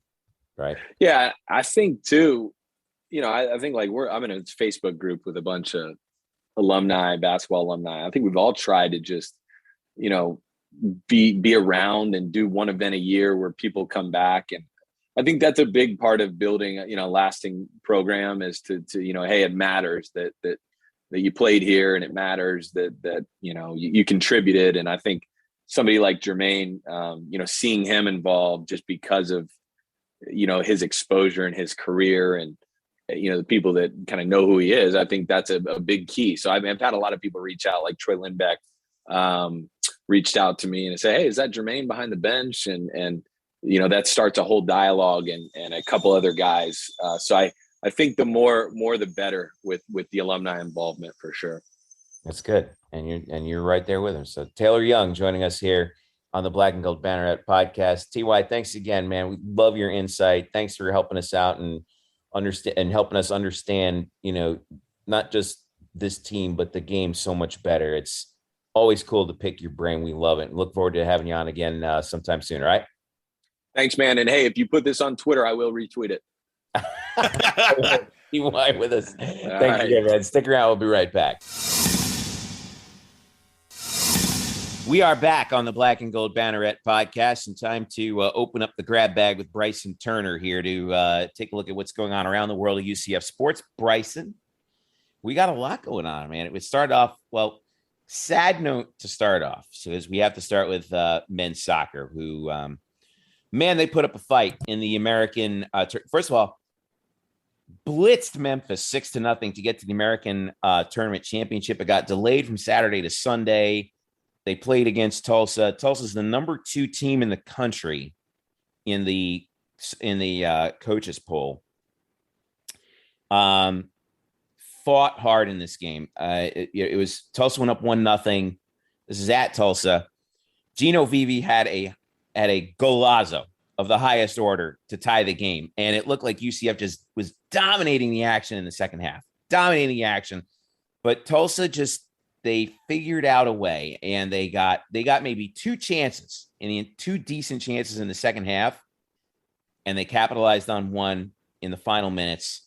And UCF goes down 2-1, and it's looking, unfortunately, like the season's over for UCF men's soccer. That they are not going to get to the NCAA tournament. Their RPI is just too low at this point. But what can you say about this team? Even when it looked like after that late season slide, boy, they really picked up, and they were just that close to it. That close. Well, let me tell you something, Jeff, because I took a bit of a look at the stats from the game, and I found an interesting trend. I noticed that near the end of the season, even though we have if last I checked, we had the least number of fouls in the totals of the conference through the whole season, our foul totals per game were increasing as the season went on. We had the most fouls that we had in a single match this season was 15 in our last match against Tulsa in the regular season finale. And in that matchup, Tulsa had single digits. I can't remember exactly the number, but it was in single digits. In this game, the conference championship game, same exact story. We had 14 fouls while Tulsa had 5. So if I had to say the big, and looking at the rest of the stats, which were pretty even, I think the biggest difference between Tulsa and UCF is that Tulsa was just a more disciplined team, and which of course allowed Tulsa to have more chances with the ball and allow them to, get the scoring opportunities that they did. Now, UCF obviously did dominate possession a little more in the second half, which was great. Unfortunately, that brings us to the other issue that men's soccer had this season. They just did not have a consistent goalie this season after the departure of Yannick Ertl. We started the season with Matt Douglas. Then later on, he was replaced with redshirt freshman Tyler Levine, who went on for a majority of the season until he gave up 9 goals in his last 2 games that he played. And then redshirt sophomore Bernardo Brandao makes his collegiate debut in the regular season finale against Tulsa, and then he played in the conference tournament. Now, I will say that major props have to go to the UCF defense for taking the load off of Brandao, but unfortunately, as we saw here, he's made his first 3 starts, and we couldn't really ask all that much. And he did as much as he could, and They just said they just got a good opportunity. They got, and we put a lot of pressure on them in that half, and we had to because we knew we had to win. Tulsa could have kind of sat back, but they didn't want to do that. They Tulsa wants to hoist that trophy, and credit to them. They found the spot when they needed to. UCF finishes up right now. They're at 9-8. RPI is 55. Well, their season's over. The selection show happened already, so they're out. Season's done. The RPI is at 55, so that's done. And it's honestly, what really irks me is about this team is that the record really does not describe how much talent this team has. Because Luca Dorado, when you look at Luca Dorado, Gino Vivi, Nick Taylor, Mauricio Villalobos. I mean, the talent I've seen. Well, it was an inconsistent year. They were inconsistent. They had great moments. They didn't look. They were in position to make the tournament. Then they lose that match at overtime at home to South Florida. Then they get blitzed by SMU, lose at Tulsa. The Memphis loss, I think, to start the conference season is also a head scratcher. That's another one. They were just inconsistent. Both soccer teams were similar in that they were both inconsistency. You saw some of the potential at the high points, but then also just, frustrations there. Eric, let me ask you a question in like the final analysis of this. Mm-hmm. To what extent do you think the playing the season in the spring due to COVID and then playing again in the fall had to do with that? I think a little bit, but remember, everybody's going through that. But I will say this. Keep this in mind. This team had won 3 straight conference championships. By the way, made it to the conference championship game 5 years in a row. And made 2 straight Sweet 16s. I think, and Bryson alluded to the discipline, I think there was some mental fatigue, too, with this group. I think at times there was like, you've won so much, you're the target, everybody's going after you. I think some teams were definitely, their game plan was to be more physical with them, try to make them lose their cool. And I think you saw that from the get-go with FIU. And I think you just saw a team that, we've seen this analogy used in other sports, right? We saw it at the end of the game with that Tulsa kid who flopped. Did you see that? He flopped, right, because they're trying to get to the UCF nerves. We've seen this narrative in pro sports with the team that's gone to like 2 or 3 straight Super Bowls, how that the NBA team that's gone to consecutive NBA finals, and you play so many games, it's almost like you're playing an extra year. I think this team was fatigued. I don't think they got up for every game. And look, you lost a great goalkeeper, a guy who's to me is the second greatest goalkeeper of all time. You're just not going to replace him in a year. So I think it was an inconsistency there. Same with the women. I think that played a factor. I think they're all a factor. It just is what it is. I think both programs are going to be relieved to have a normal spring. Well, you say that though, but Coach Calabrese says he is a proponent of a 2-semester sport. So this would be the norm if he got it right. Well, no, it wouldn't be, because this fall was what we a quote normal end quote season. If they go to that year-round mode, it won't be quite on as fast forward as it was. It'll be like half of what we saw. No, that's true. You're right. You're 100% right on that. You're right about that. I think that's, and by the way, I hope they do that. Well, and I've talked to people in the know. Travis Clark, who covers soccer in 24/7 for Top Drawer Soccer, he's told me that's very close to being done, to being a done deal on the men's side. Does not have a timetable or no, they still haven't figured that out because everybody's still kind of getting over the pandemic stuff, and plus there's conference realignment that is affecting soccer. Oh yeah, that. Conference USA seems to be stabilizing a little bit now. Yeah, but here's we'll see. But real quick, I think the men's soccer thing will pass at some point. The women will not. The women coaches are against it, so that will stay once from what he is hearing. So those are a couple factors there. I wonder why that is. You'll have to ask those coaches. I'm just from what he has heard. We'll have to ask Coach Sahara. Well, and I think she's not for that either. And now, again, in the men's side, there's more pressure they feel like to develop guys to play in the MLS than maybe there is on the women's side to play professionally. Who knows? Deal. The other thing, realignment. I mean, you look at UCF men's soccer. The biggest question this offseason, obviously the goalkeeping situation on the field will be interesting to follow, and obviously they'll lose some personnel and things like that because this was a veteran team. But the biggest question, obviously, and I think we'll have to have an answer by this offseason is, where is UCF men's soccer going to call home after next season? Will it be in the American? Will they get to stay or they have to move? I hope they stay because the Tulsa thing is a rivalry. SMU is a rivalry. South Florida is a rivalry. It's just natural, and so hopefully it works out for that. I know. Well, it may not be up to UCF. Correct. That's the other thing. Right. Well, I'll say this.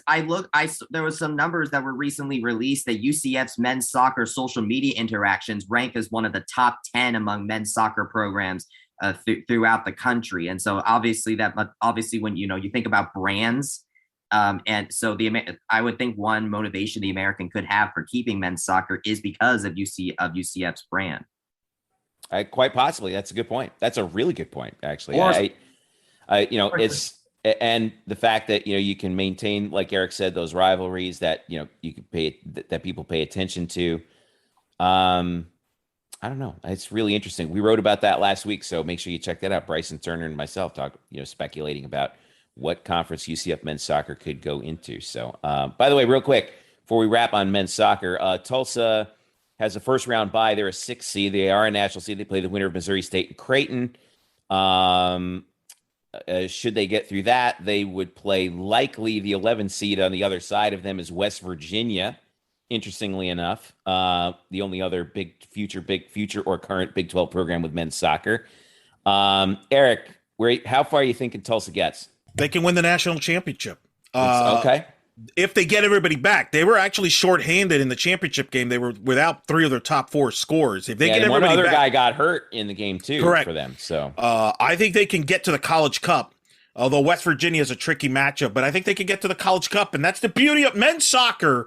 Of all the college sports, is the most parity there. Where, Marshall, FIU for crying out loud is a national title contender. Marshall, the defending national champs, they are on the same side of the bracket as Tulsa. Woo! They would play them later on down the line. Marshall's a 14 seed. They are matched up against 3 seed Georgetown if they get that far.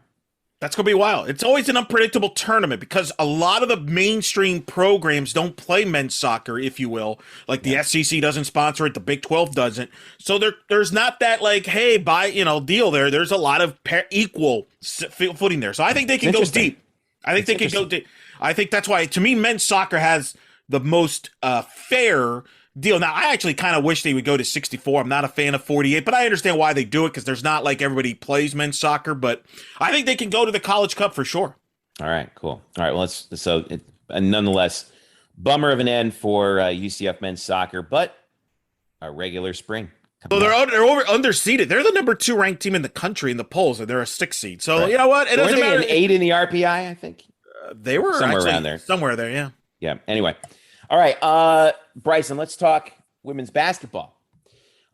Splitting to open up the season, wiped out Duquesne, which we talked about obviously last show, but the big matchup on Friday against Tennessee, the defense was on full display, held Tennessee to 49 points, but just couldn't get enough offense. The Knights play tonight, Wednesday night. We're recording this on Wednesday afternoon against Virginia in Charlottesville. That game's on ACC Network Plus, which you can get as part of ESPN Plus, if I'm not mistaken, right, Eric? That is correct. Should be able to. So, but I want to talk about that Tennessee game because I thought Diamond Battles, played really. I left it all out there on the floor. 21 points on 6 of 15. She was 7 of 7 at the line, 4 rebounds.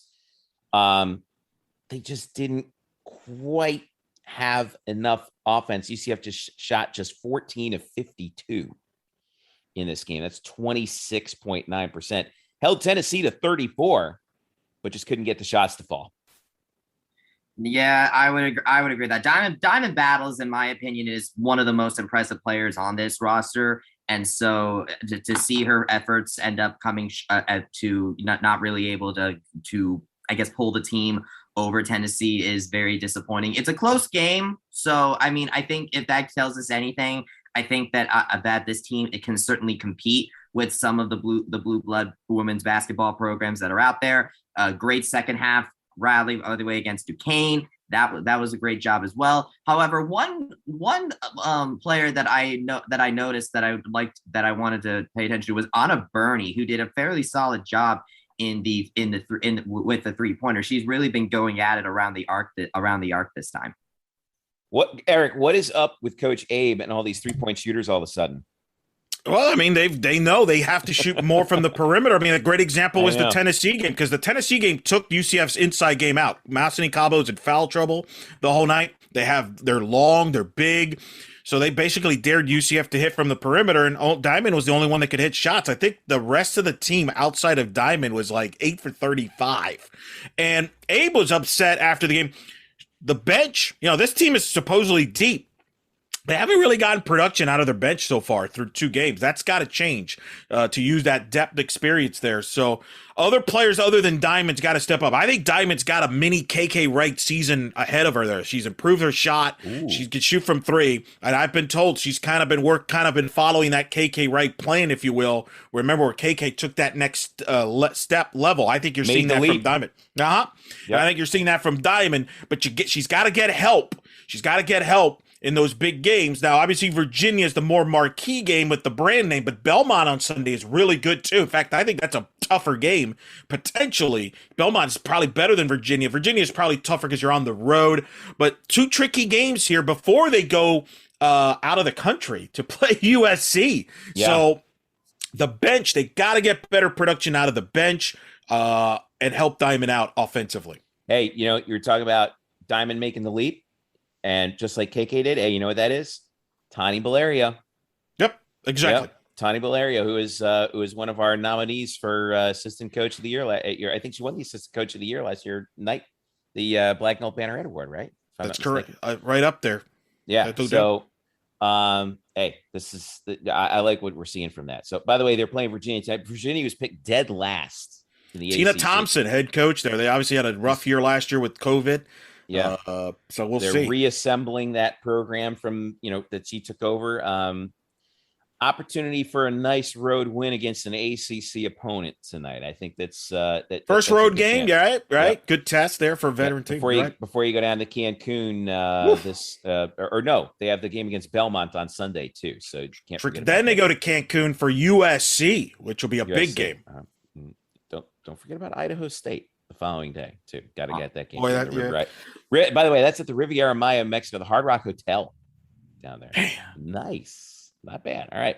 That's a great trip. I mean, when you're from Florida, Bryson, that is a great trip. Bryson, you going to make the trip? Come on, man. Cancun.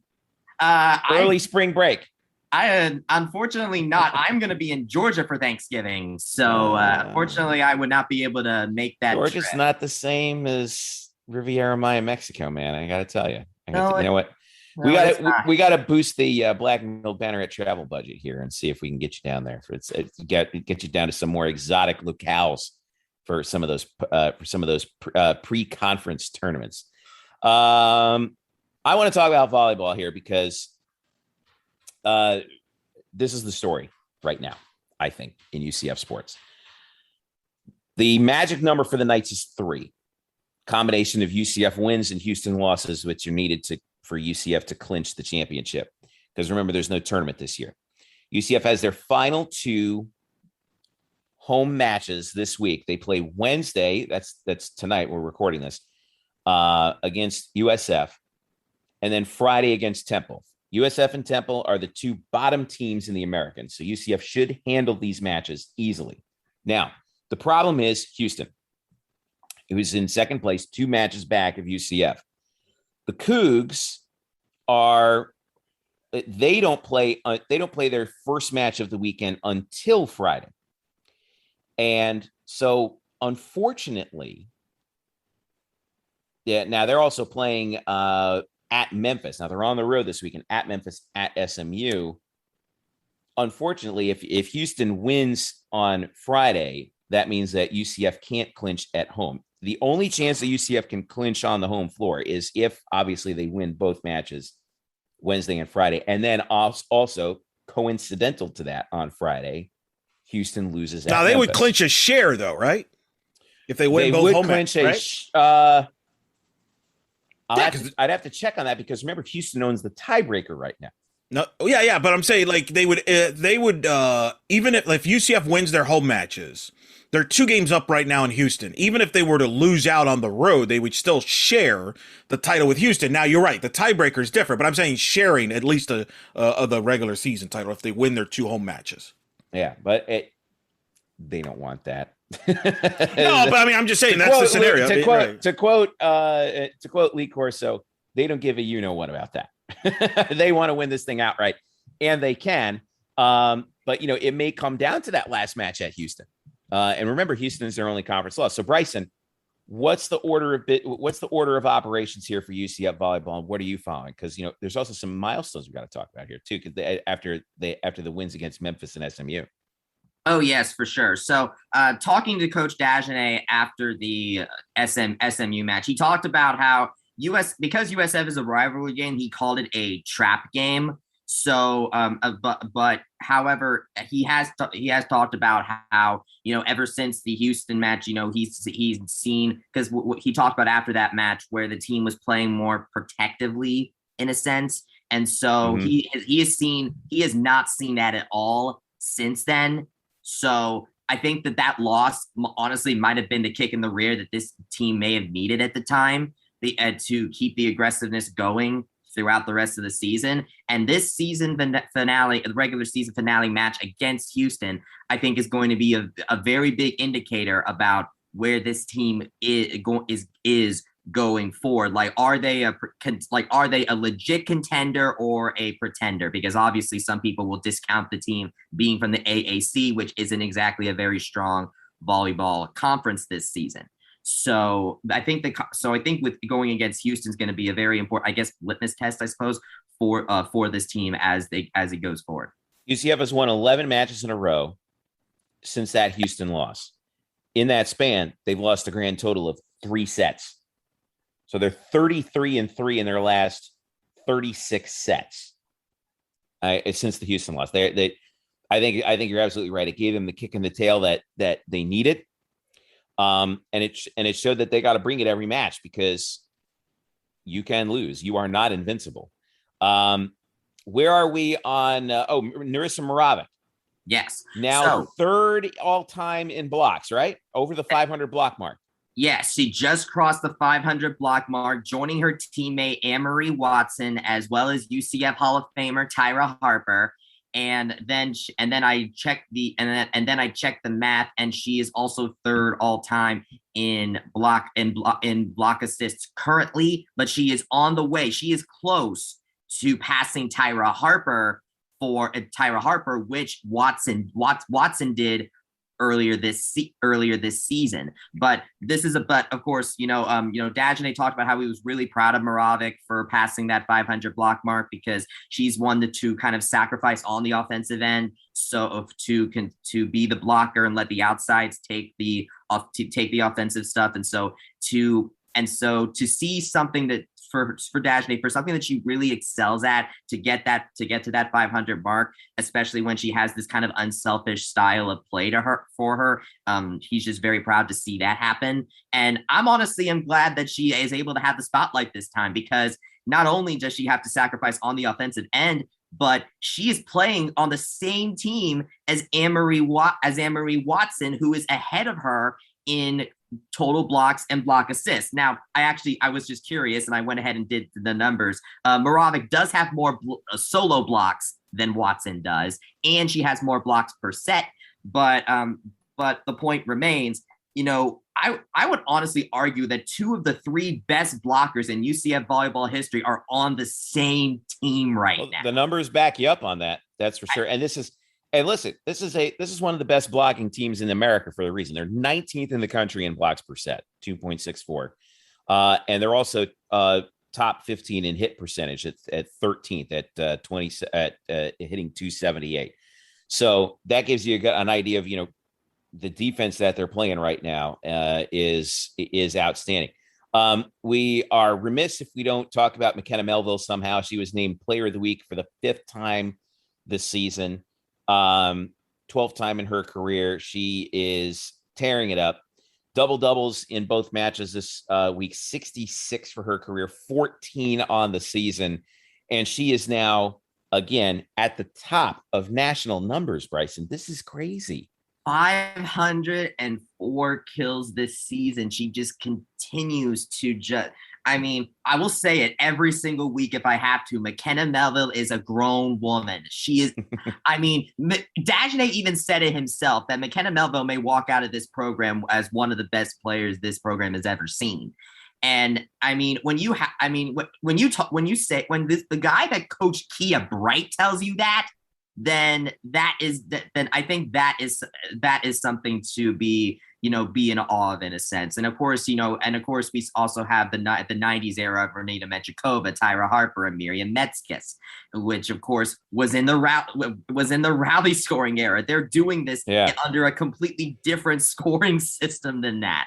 And so, we were talking Melville, but I want to be able to really emphasize, because we have a team here where we have McKenna Melville, who is top 10 all time in both kills and digs. We have Anne-Marie Watson and Marissa Moravec, 2 of the 3 best blockers in this program's history.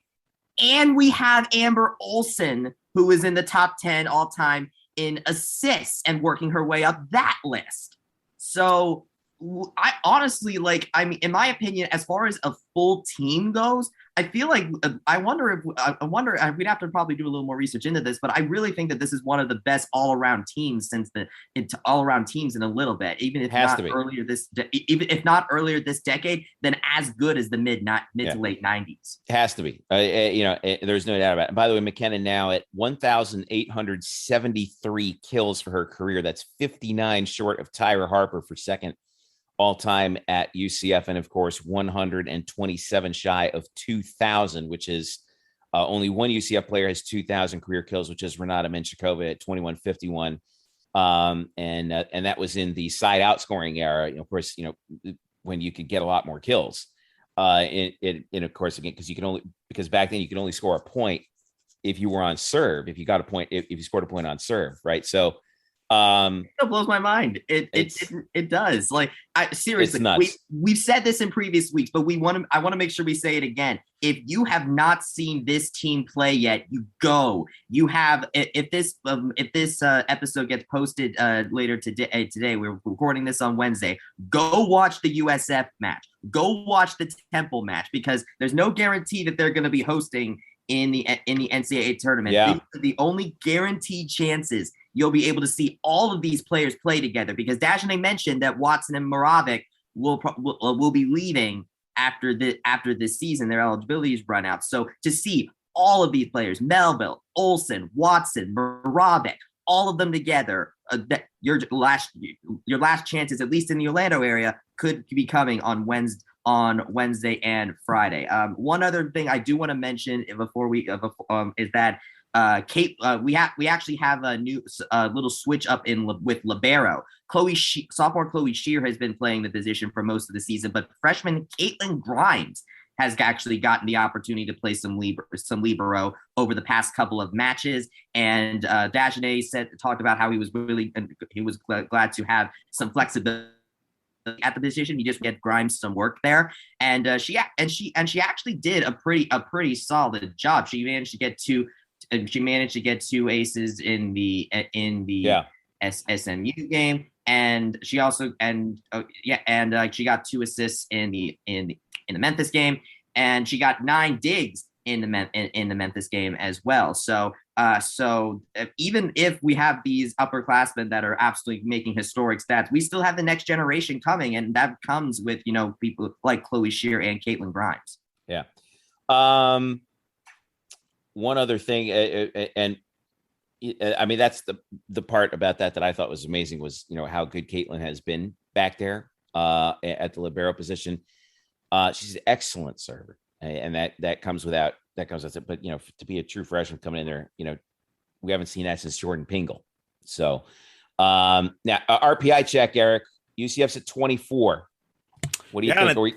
Yeah, it's going to go down. It's going to get worse. With the last weekend. They can win 25-0 for 3 sets. The next 2 matches they're going to drop because Temple and USF are way at the bottom there. They're combined. Yeah, they're not good. Now, what's interesting, the NCAA has been doing their own projections. They don't have a Florida team hosting. I don't agree with that. I think a Florida team's going to host. Well, you have Florida. You have UCF at 24 in the RPI. Yep. You have Florida at 18, and you have Miami at 15, and Florida State at 11. I think one of those Florida teams are going to host. I think it's either going to be Florida. I think it'll be Florida at the end if they win out. But it could be Florida. Heck, why not make both? Why not have 2 teams in the state of Florida host? That's a crazy concept, huh? Florida's had a few. Florida's had some issues this year. Like they lost to Mississippi State for the first time. Yeah, but they figured it out. They're rolling now. They might win the SEC actually if they win out. But the interesting thing is the NCAA has their own projections. They got UCF going to number 1 Louisville. Oh boy! So the reason I bring that up is if a Florida team doesn't host, they may end up going to Louisville as a possibility. I still think it's going to be. By the way, number 1 in the country, undefeated, 24-0. Yeah. So the point is they're going to be headed to a very difficult road for postseason. Again. But that's going to be the way it goes. That's the way it goes. And look, you're right. This is the focal point here, right? I mean, outside of the football and all that, can this team lock up that 4th straight title? How do they do in the postseason? All eyes will be that. I will point out that Houston match, that's a must win for Houston. Forget the conference championship. They got to win that because for an at-large purposes, if they don't win that match, they're not. It's going to be a 1-bid league for the league. Yeah, Houston, even though they're 23-5, they played well this year. Their RPI is 49 because they beat up on a lot of not so good teams in the early part of the season. And that's what Coach Dagenais, that schedule that he put together really helped UCF out. Houston's 23-5 overall, but UCF is 22-6. Right. By the way, don't be surprised if UCF's a 3 seed in the tournament. Either in Gainesville or Tallahassee or Miami or Louisville. And obviously, if they're in the state of Florida, no. I think the way this is playing out, let's say Florida hosts. I think Miami or FSU will be the 2 in that region, and then UCF will be the 3. Now, and then if let's say Florida State is hosting, then you could see a Florida or a Mississippi State as the 2 and UCF as a 3. So that's why I think. What if they go somewhere other than Florida? They could be a 2 in Louisville. That might be the case outside, maybe. But I don't listen. Is one thing I've learned about committees.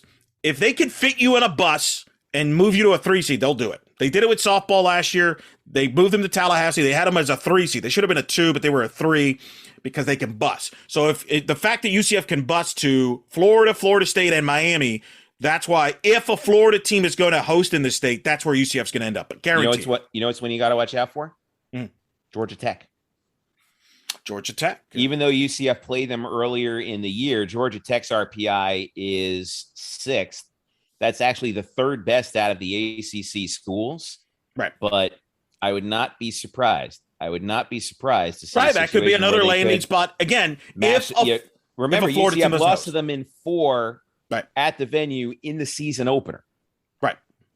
And had some shots, I thought, in that match. So, but again, that's if a Florida team does not host a regional. If a Florida team's hosting, they're busing, period. I mean, that's just the way Can they bus to Atlanta? No. I've done that math for many years. It's a over 400-mile radius. So that technically just a little bit longer than. And right, and I've talked to committee people when it's that. I mean, they at that point they're just it's like just go ahead and fly. If it's past 400, you're flying, or we're gonna just bus you to a closer place. So we'll see. But they got to take care of business. Let's see if they can win the conference title. That's the first step. And don't leave it up to anybody else's hands, because Houston's going to be ready next week, because their season's on the line in that match for all purposes, for a lot of reasons. All right, Bryson, last little bit, cross country. NCAA, they were the regionals, South Regional. Really good performances coming out of this. Does UCF, it's do they advance? No, but this program's building some steam here going forward for the future, right? Oh yes. We talked about the cross country and how they're a very youth dominated team now, and with one of the only upperclassmen, I believe, being Charlotte Crook. And in the regional, they tied for the second best position in the NCAA South Regional that the program has ever had. The only time they finished higher than 15th, which is what they were this year, the only time they were higher was in 2014 when they placed in 14th. Now, Valerie Lastra, of course, led the pack. Once again, she finished 78th overall with a 21:51.68. But the majority of the other runners behind her broke the personal bests in the 6K. Charlotte Crook, Cambry Smith, Isabella Babylonia, Lillian Holtery, and Rachel Wheatley all beat their old personal bests in the 6K, and then sophomore Mariana Rodriguez brought up the rear, finishing with 169th with 23:29. Coach Brian Jackson tweeted afterwards that he essentially is very excited about the development of this program and the forward momentum that they will have going into next season. And considering that they managed to put these performances off, like break personal bests in the NCAA South Regional where it matters, I mean, I am very, very intrigued to see the growth of the growth of this program over the next few years, especially since a lot of them are going to be doing so together, because most of them came in to get together. So that's going to be something I'm very interested to see going forward. We're also going to be seeing Lastra, Crook, and Rodriguez, along with a couple of other members of the cross country team, on the indoor track and field team, which begins its season on January 14th. So keep an eye out for that. Yep. Indoor season right around the corner, and then it's outdoor season in Renaya Jones. And Renaya Jones. All right. Listen. Okay, we talk about sprinters, right? Distance is looking good. Yes, I indeed. think so. We should be a lot of fun. Yeah, all right, Bryson. Well, we got to do one more thing. I want to give a shout out, a tribute. This segment, this portion right there, is a tribute to our old buddy who used to be with us on a weekly basis, who lives and breathes baseball. And he just had his Major League Baseball season end. He's kind of a withdrawal. This is kind of a down period for the movie industry. There's not a lot of good movies out. It's the holidays. Here, my friend, if you're listening, and I know you are, cheer up, my friend. Because we got fall ball UCF baseball talk right now, baby. Let's go. All right. What do we got, Bryson? You've been out there. You were there. What happened? All right. So we had, unfortunately, we didn't have as many games as we'd like to. The Black and Gold World Series was shrunk down from 3 games to 1. Wow. So I only saw a fall ball game at home against Stetson, and then the Black and Gold World Series itself. But from what we saw, I am very optimistic about this team. I mean, a big thing that Lovelady was talking about with me, and I completely agree with him on this, is that this team needs to stay healthy, because injuries ravaged this team. See, football. Injuries ravaged this team last year and led to a starting rotation that wasn't at its best, and unfortunately, and was not deep enough to take the team to the conference championship, to win the conference championship. This season, though, they bring in 2 transfer pitchers, Connor Stain and William Saxton, and I have seen, and I've talked with with who I've talked to, from what I've seen in those 2 games, they look very impressive. They did a great job. The defense was actually quite dominant very prevalent in the two games that I saw. So with Hunter Patterson coming back, and being able to come off of that forward momentum from last season, the starting rotation is looking like it could have a bounce back season. So we other pitchers that could end up get a look at starter is another transfer, Cameron Crane. Lovely told me that he started the away game at Stetson. And then another one, which is very intriguing to me, David Litchfield, the closer, has been getting reps as a starter throughout this fall season. And from what Lovelady has kind of told me, they wanted to extend him this offseason because they didn't know at the time when they made this decision if Stain or Saxton, they were unknown quantities at the time. So they wanted to extend Litchfield so that way, if something went wrong with either of them, then Litchfield could insert himself at the starting position. And so he is a option that they are going to look at through the winter, and he could be an option for the starting rotation in the spring. He did start in the Black and Gold World Series game. Now, obviously, then that begs the question: who's going to be the closer if Litchfield moves to the starting rotation? And that is going, and it looks like that's going to be either Zach Bennett or Ben Vespi. So that's looking good in the pitching department. One other highlight I want to mention real quick is Julian Balzer. He managed to work. Incoming freshman. He managed to work his way out of the bases loaded jam. So that is certainly something. So hopefully this bullpen will be a lot deeper this season than it was last time. So that's good news as far as the pitching goes. Now, on the field, there are a couple of position battles that are left open, from MLB draftees.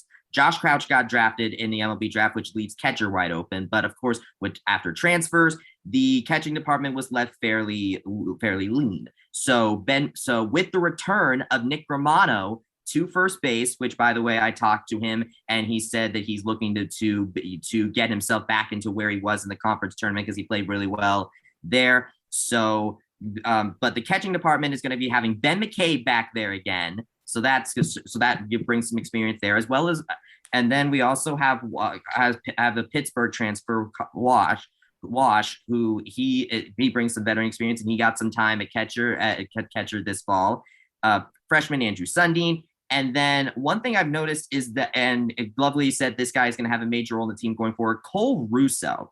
He's played a bit at third. He played a bit at third base, but he also is apparently a catcher as well. So it looks like he's going to be a super utility player that could play a role in the upcoming season. Jordan Rathbone, of course, is gone as well. That leaves right field open. And I saw Trent Taylor out there. I saw incoming freshman Lex Bodeker out there. And then Lovely told me Tom Jostin was also getting some work out there as well. Now, Taylor Taylor is the one that impressed me the most. He stole a couple bases. He also made a very acrobatic catch out there and right. That was quite impressive to watch if you were there. So, and Lovely did tell me that he was trying to essentially increase the radius of where guys are able to play. And so you got Jeffrey Pena, the speedy Jeffrey Pena in center. You get another speedster, Trent Taylor, in right. And I think you have a very large radius of places where you can manage to get the out. So if I had to put money on anything, I would put money on Trent Taylor. But of course, Tom Jostin has a bat on him. He hit 7 home runs on the day of the Black and Gold World Series game. He hit a solo homer in the middle of the game, was the only run for his team. And then it was a 1-1 tie after 9 innings. So they went to a home run derby, and then Jostin just went and hit 6 home runs after that. So impressive performance out of Jostin. That's something that's going to be there. And then finally third base. Andrew Brait actually exited the game against Stetson with seemed to be nursing an issue with his shoulder. So we got to see Michael Brooks, Noah Orlando, and Cole Russo there. Lovely said that Brooks has been a standout returner this fall. So we're not really sure if Brait will be forced to miss time. We don't know who's going to take third base in his place, but Michael Brooks seems to be looking pretty good there. So big story. So overall, The pitching the pitching department has been revamped, and it looks to be and the goal is to be healthier than they were last season. The outfield's is looking fairly consistent with right field needing to get filled, and then the infield of course is still deep as always. That they need to find a way to get Tom Jostin in there because he plays second normally, and John Montez is there. So deep infield, great bats will be back. The pitching is getting revamped. I for one am quite optimistic about what this regular season will happen. Yeah! Breakdown by Bryson Turner, ladies and gentlemen. Wow, that is let's go. That is 93 days till first pitch, and that's not even everything. And that's not everything. There's something. Don't worry. There are a couple of other stories that I hope I'll get the chance to talk about when the season begins. But that's just the preview. So. That's right. I'm so excited to do a full season of this. Like, seriously. That's right. You just made a guy right there who's listening smile right there. Yeah, he's missing a little baseball. I'm going to break the code. Huh? Brian Murphy, that one's for you, man. Look at what you've done. Look at the monster you've created. 93 days, Murph. Ball, glove. Let's go. All right. Bryson, thanks for getting us in on this and getting us updated and everything, man. We always appreciate you. Nightcap is up right now. As you can get a lot of details on the week in action of UCF sports, thanks to Bryson, as always, for his hard work. All right, man. Of course. By the way, as a bonus on Nightcap, we didn't get a chance to we don't have time to cover it this time, but women's tennis finished its fall schedule. Check out Nightcap to see how they did. Boom! Look at the teases. Boom! Oh, my God, this guy. The fire. Holy smokes. All right. We got to get going here. Bryson, thank you so much. It's Bryson Turner on Twitter. Eric Loop has Elo on Twitter. Jeff_Sharon on Twitter. You can follow us all at UCF Banneret _SBN. Remember this, UCF Banneret _SBN. Why? Long story. I'm dealing with Twitter right now. Okay. But that's our new, hopefully not permanent, but hopefully temporary Twitter handle for the time being. In the meantime, you can follow us at blackandgoldbanneret.com.